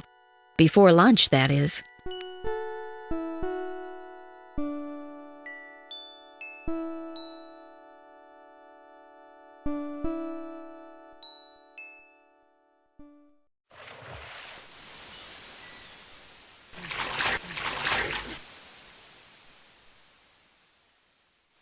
A pirate crew left its treasure in this secret spot. They installed a security system before they left. A pirate ghost. The pirate loot was stored in this chest. Maybe the pirates lost their claim ticket or something. The pirate ghost has the job of guarding the treasure. The pirate chief made sure he wouldn't quit.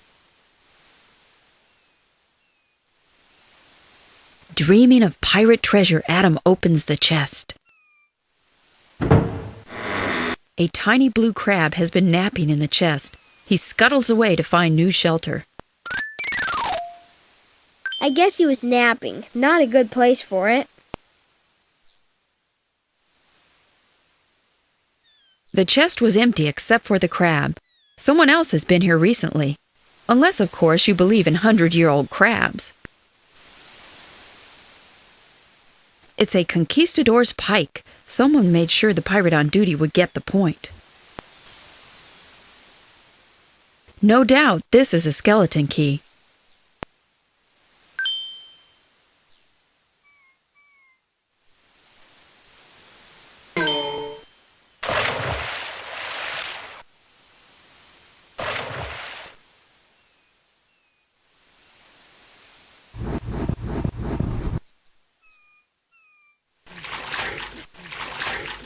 I think I felt it give a little.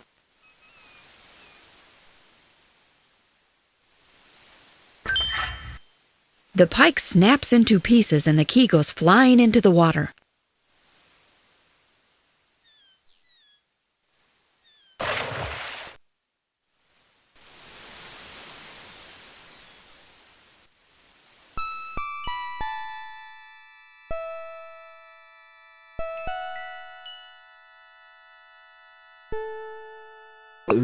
Out of nowhere, a lurking fish darts forward. Hey, you give that back! He swallowed it! He swallowed it! I can't believe it! After him, Adam! What a pig!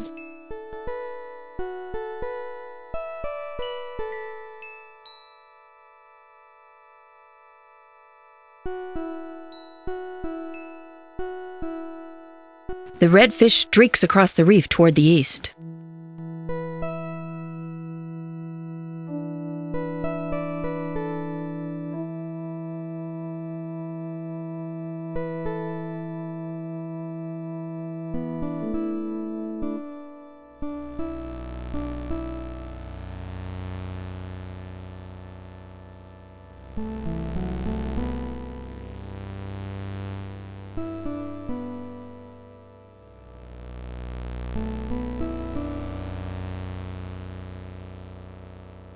Psych! The red fish takes off again.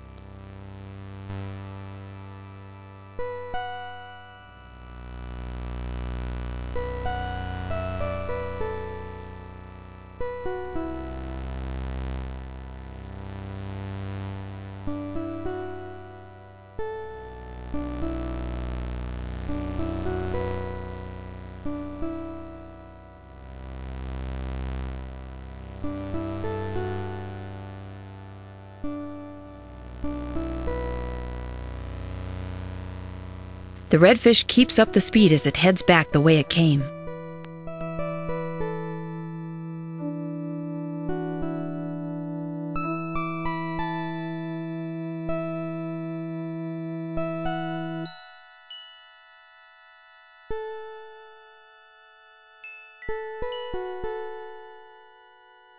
Rats! We lost him. Where'd he go? Dunno, Adam, but I do know he's packing iron.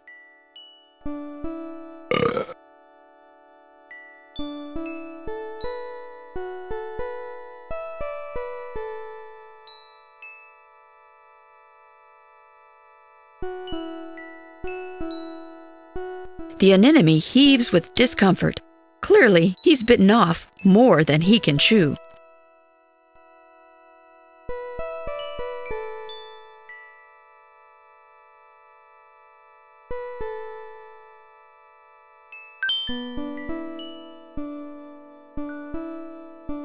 Adam moves the bright fishing lure in front of the anemone.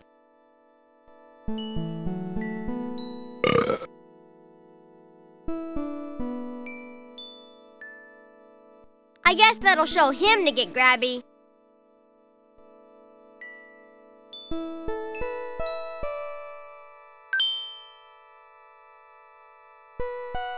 Adam picks up the key and tries not to think about where it's been.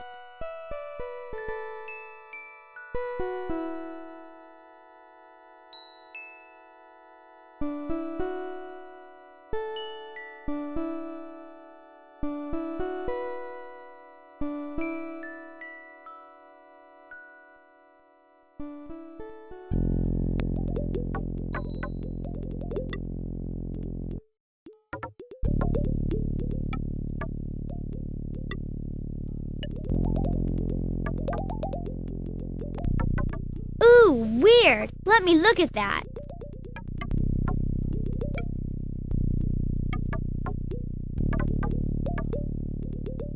Blow me away. It's a flashlight fish. He's one of those nocturnal types, so I don't know what he's doing there. Nocturnal? Yeah, comes out at night, lives down deep during the day. I wonder why he didn't go home. Something must have happened.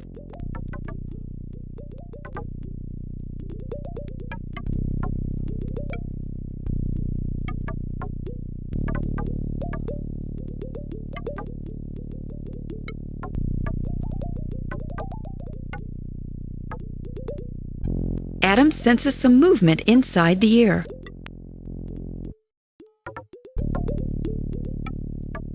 The flashlight fish darts into the jar and settles in the bottom. Wow, look at that glowing light, just like the oracle said. Adam carefully places the glowing jar in his backpack.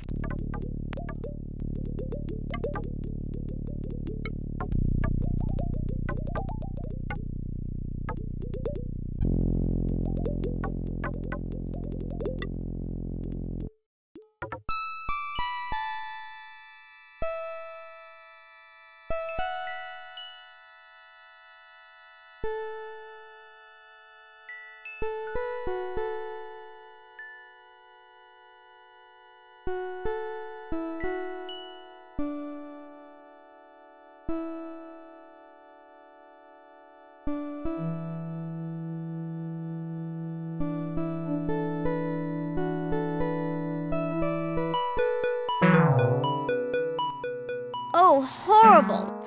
This must be the net of bones in the oracle's prophecy.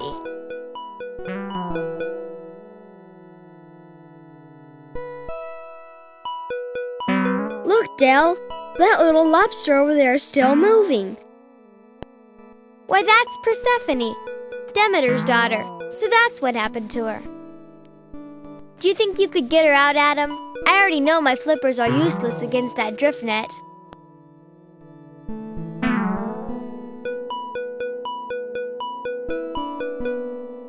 Don't worry, I'll get you out. Easy now, don't pinch me. Persephone, you better go home now to your mother, Demeter. She's been worried sick. Good going, Adam. At least you have the thumbs for the job.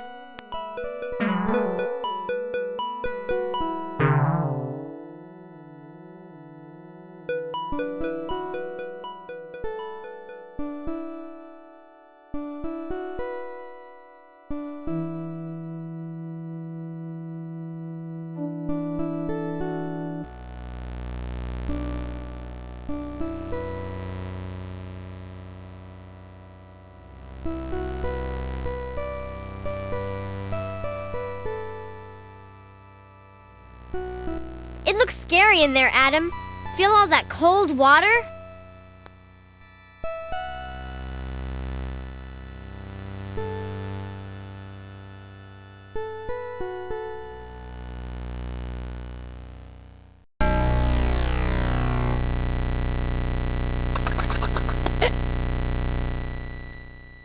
Adam, I can't see where I'm going. Let's get out of here before we get hurt.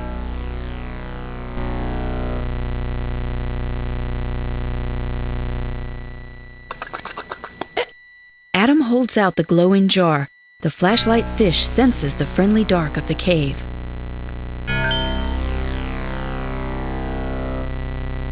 Gathering courage, it swims out of the jar and settles down between two rocks.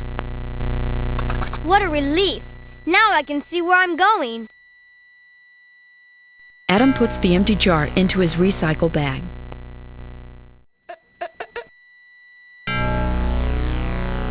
The flashlight fish's steady glow reveals an opening clogged with brownish rocks. It looks almost like a wall of stones.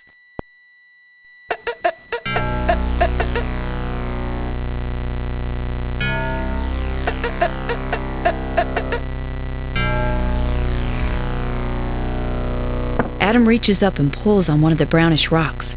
It falls easily to the floor of the cave. A strange green light seeps through the small hole.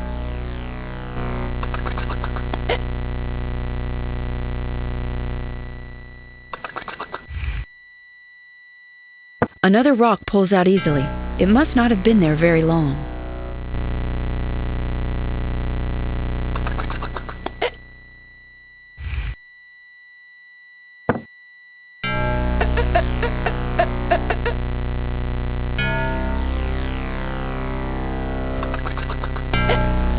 Hey, those are coming out. No problemo. Yeah, it feels more to me like somebody put these here.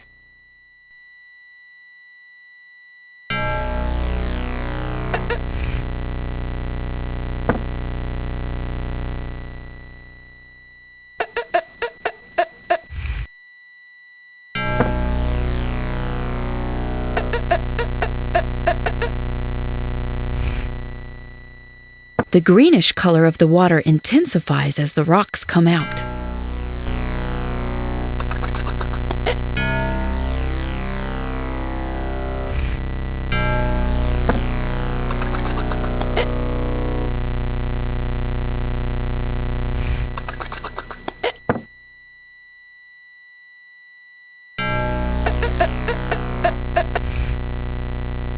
I think something's happening to the water, Adam. I'm getting dizzy.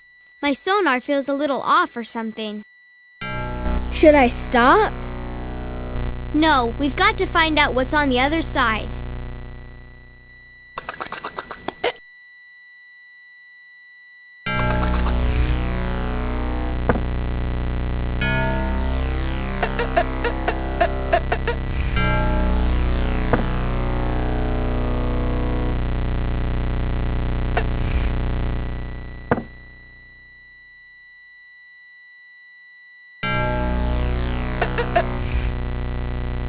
The light strikes something hidden behind the rocks.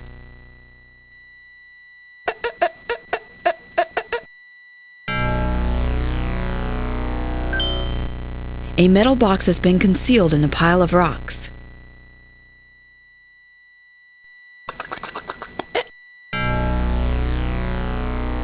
Bummer, it's locked.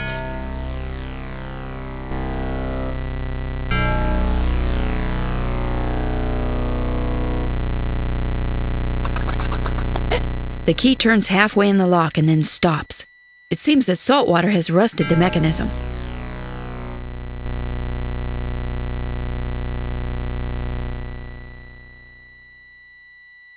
Adam eases the lock with the oily rag.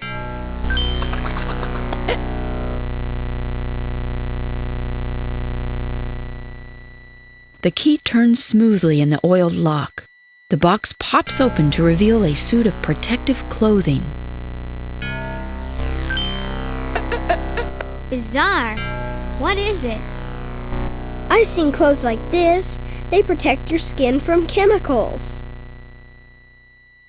Armor for a modern knight. Do you suppose this is it?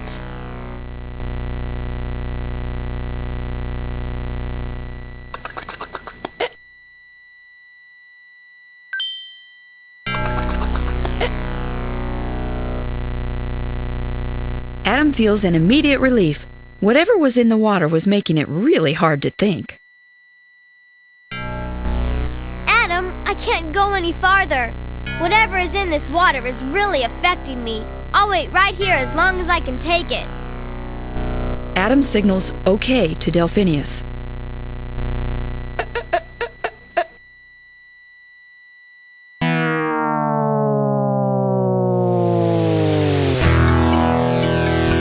A group of metal drums lie rusting in this hidden spot.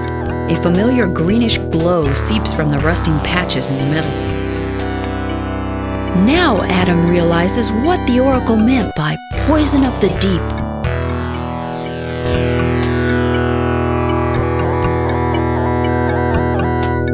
The deadly poison which lurks in the drums has been slowly released into the water, bringing disaster to the reef.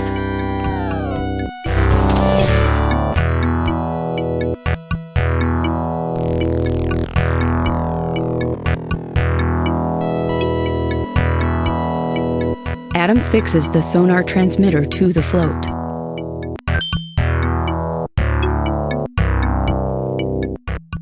Adam attaches the impromptu satellite buoy to the cable.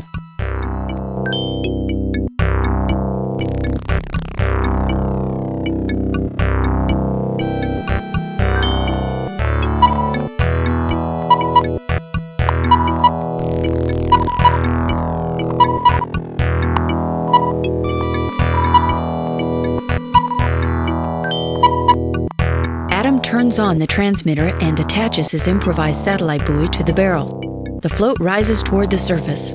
The transmitter is emitting a constant, powerful signal.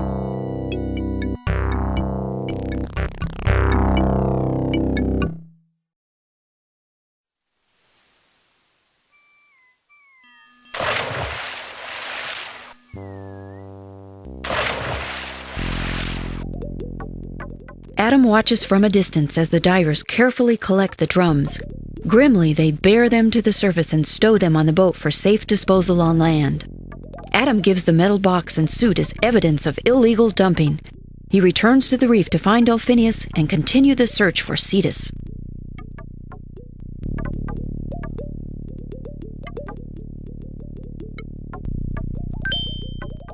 Adam, you did it! The poison is gone! The first part of the prophecy is fulfilled!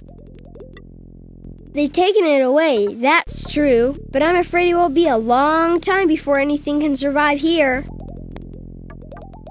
We also have to worry about catching the people who did this. It looks to me like they've been using this spot for a while. But that's something I'll have to leave up to my dad. And we still haven't found Cetus.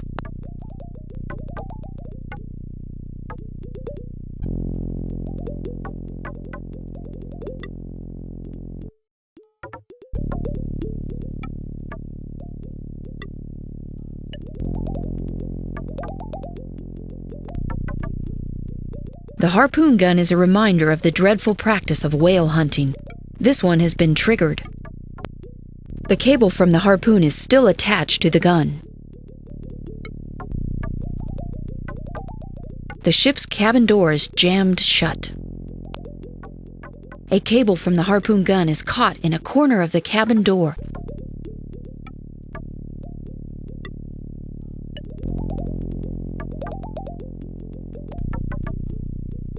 Adam, I don't like the looks of it here.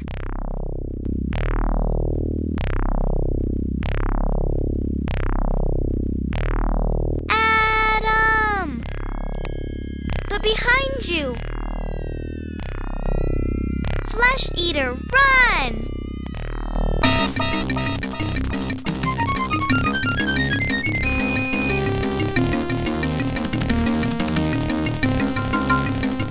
Adam and Delphinius flee in terror from the huge flesh-eating monster.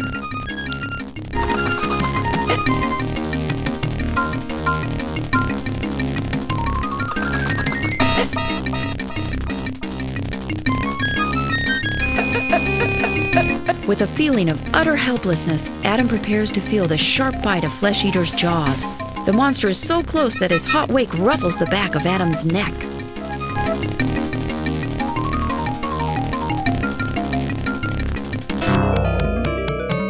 In their panicked terror of the danger behind them, Adam and Delphinius fail to notice the danger in front of them.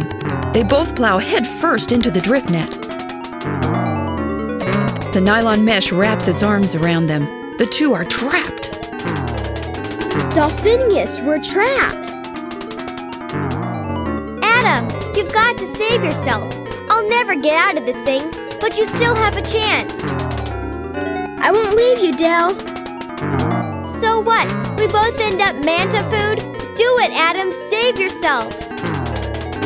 Adam waits for the manta to finish them off. Two helpless victims trapped in the net. To his surprise, Flesh Eater only circles them.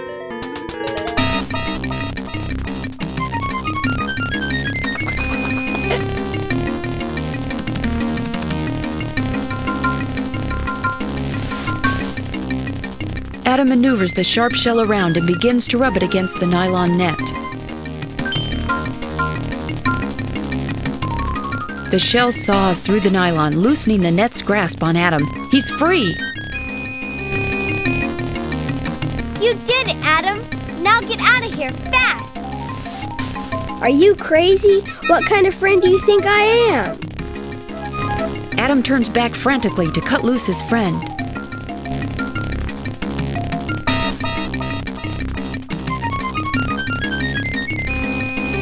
But before he can free Delphinius, Flesh Eater swoops in. Enraged to see one of his victims escape and determined not to lose the other, he seizes the net with poor Delphinius still in it. And knocks Adam aside with one flick of his huge wing.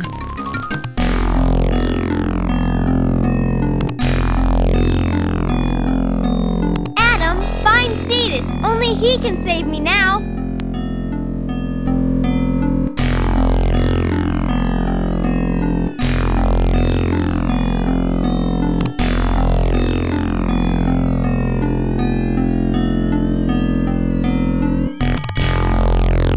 Adam finds himself suddenly alone. The drift net with its precious cargo and the monster are gone.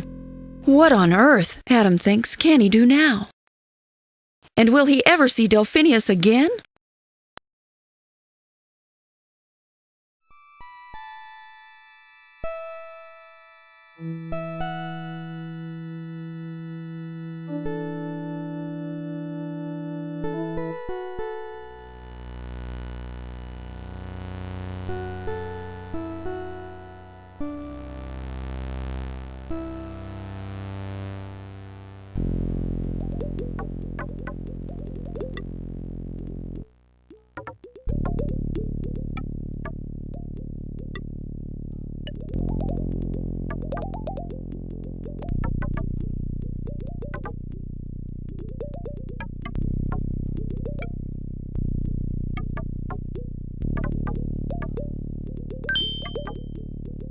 Adam wedges the trident under the crack of the bloated ship's door and pushes on the handle as hard as he can. The waterlogged wood suddenly gives way, and the door pops free of its frame. The cable that had been jammed under the door suddenly jerks tight as though pulled by a mighty weight. And through the open ship's door, Adam hears a sound. A sound unmistakably sad, unmistakably deep, unmistakably haunting. Unmistakably a whale's call.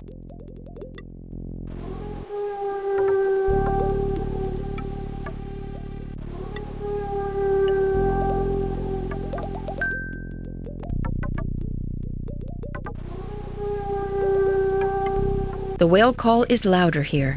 It's echoing down from somewhere above the ship.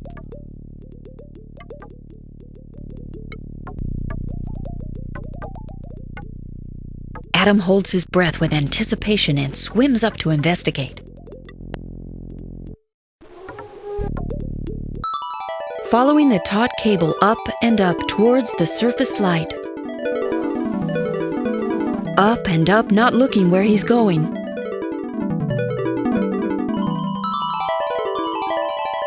Until suddenly... Whoa!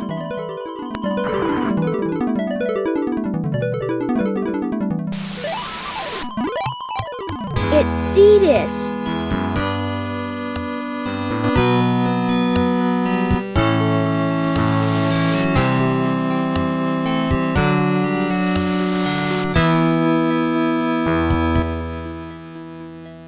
With a mixture of joy and fear, Adam approaches the mighty whale.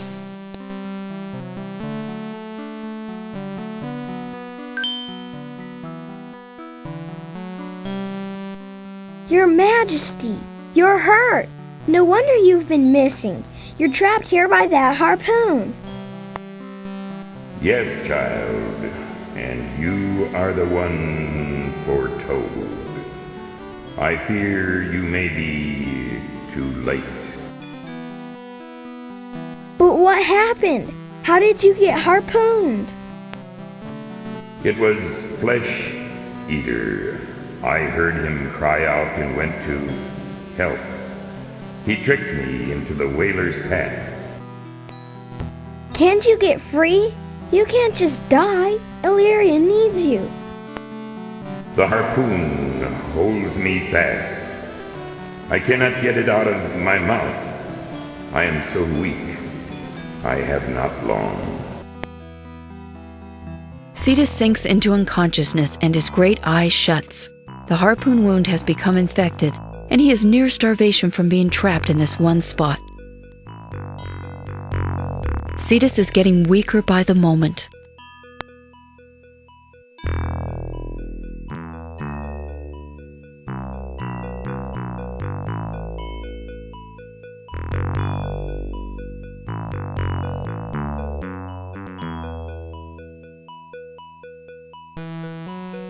From here, Adam can see that unconscious Cetus's jaw has grown slack. His mouth opens and closes in a regular rhythm.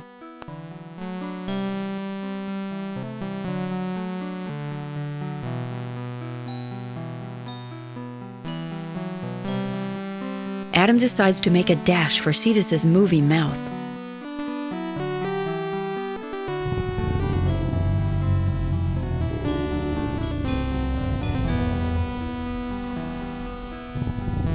The harpoon has pushed through the whale's flesh. Its barbed head juts out several inches into the whale's mouth.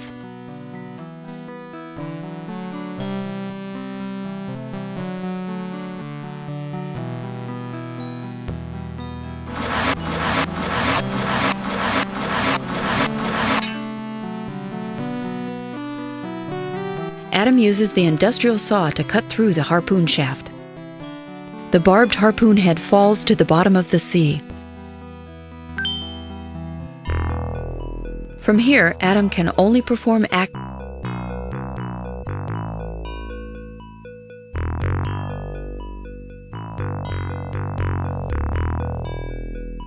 Though Adam has removed the harpoon head, the harpoon shaft is still lodged in the wound.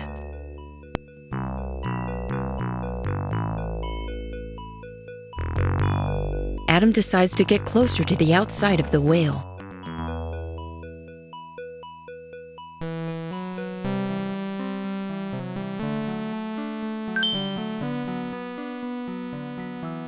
Adam carefully works the shaft backwards through the wound.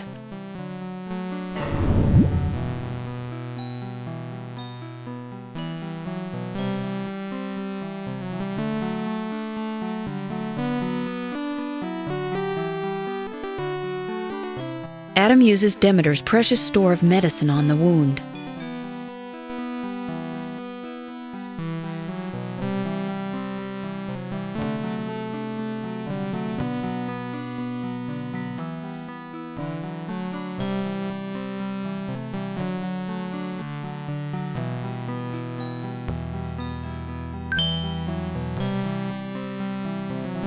Cetus, you're awake.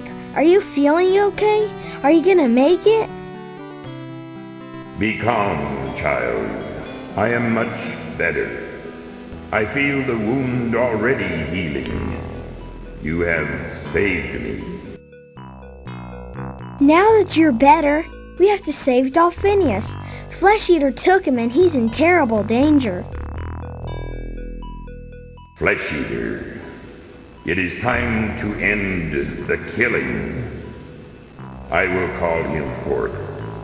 You must go rescue the dolphin.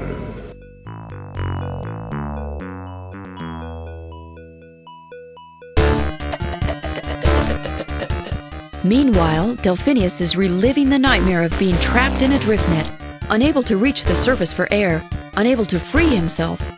This time, however, Flesh Eater is there to add to his terror as he circles the dolphin, waiting for his victim's struggles to cease.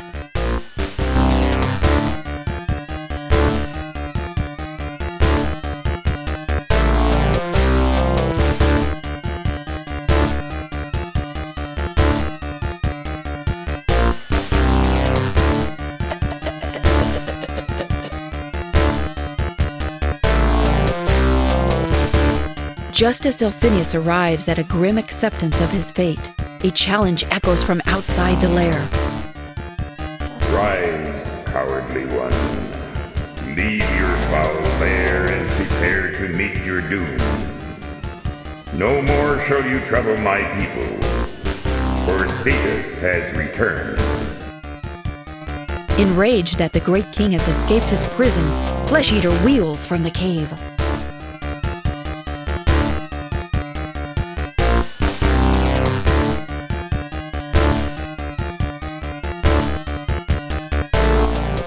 To the lair. Save the dolphin while you can, little one, before it's too late.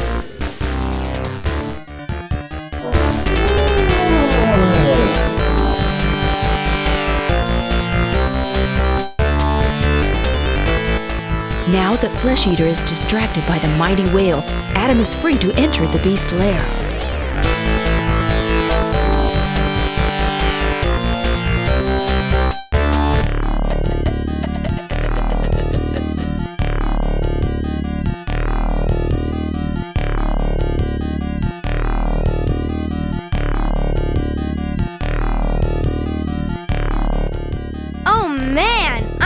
You showed up. I'm about ready to suffocate. I hate this nylon stuff. I'm cutting as fast as I can. Hold on, Dolphinius, just another second, I promise. I'm out of here to grab some air, dude. Can't stop the chat. I'll see you outside.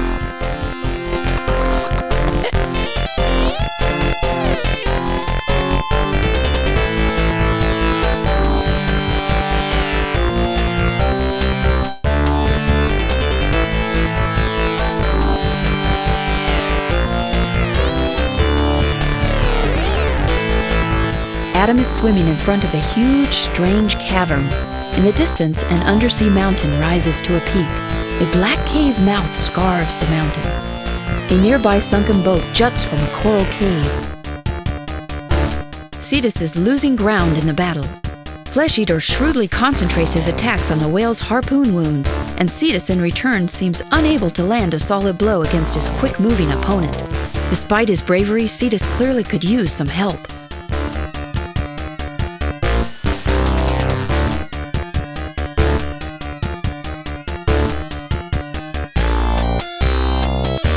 That's an interesting thought. There's no sense in trying.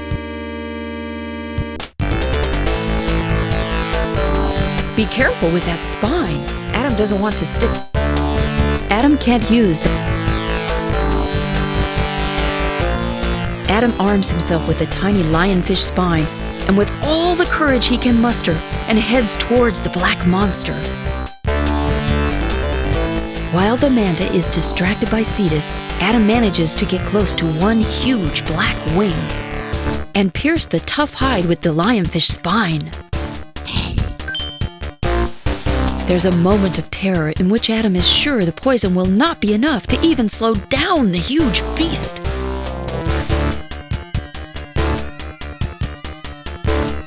But it's enough to make him hesitate in his attack, if only for a moment. And that moment is enough.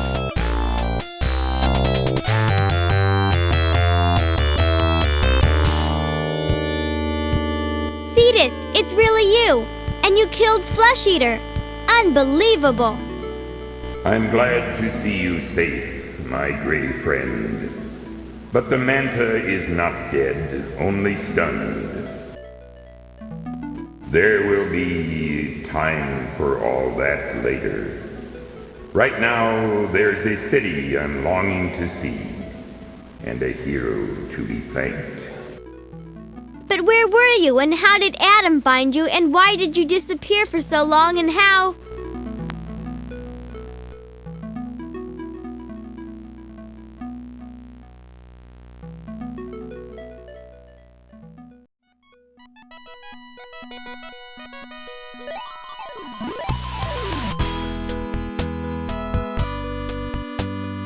In a true champion's welcome, Adam rides on the back of King Cetus in a slow procession to the city.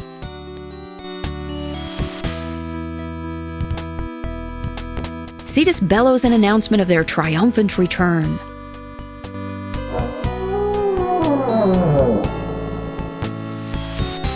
Come forth, children. Greet thy king and the boy called Adam.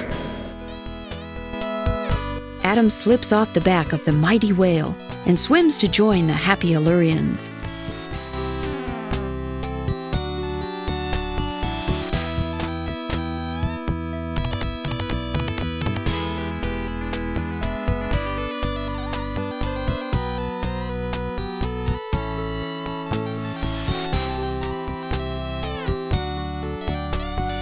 Congratulations, Adam. Oh, I'm so moved. Boo-hoo. Bravo! I knew a strapping lad like you could do it. Like unbelievably radical, Adam did. Major way to go. You have proven yourself one with the Greens, Adam. Good show, old boy. Quite spectacular indeed. You're a real hero now, Adam.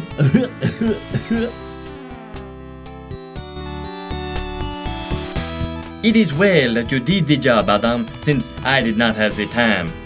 You did almost as well as I would have, mon ami. You were very, very brave, Adam. Child of man, to you we owe our lives. Our thanks we now bestow. Adam, you have rescued me from certain death. You have helped put an end to Flesh Eater's reign of terror.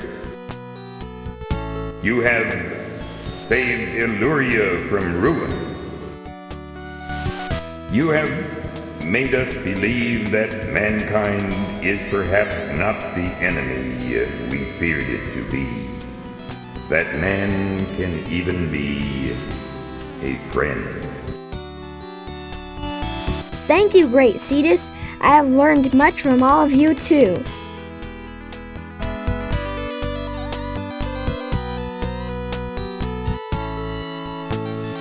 Take this conch if you ever need a friend in the sea. Blow the conch and help will come.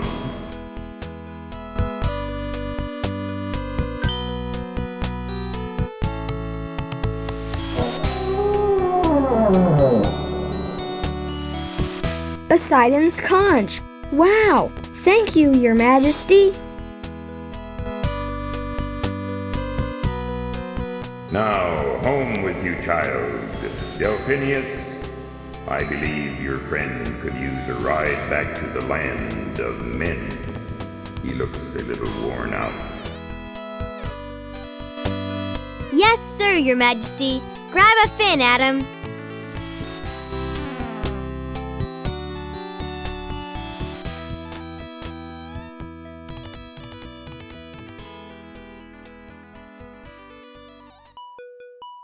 Adam bids farewell to Illyria and King Cetus, and grabbing on to Delphinius's dorsal fin, hangs on tight for the long ride home. Delphinius! Yeah, Adam. Will I ever see you again? What? Are you kidding? You and your dad dive for Dan's? You'll see 100 dolphins in your lifetime, Adam. One of these days, one of those dolphins will be me. I love you, Delphinius.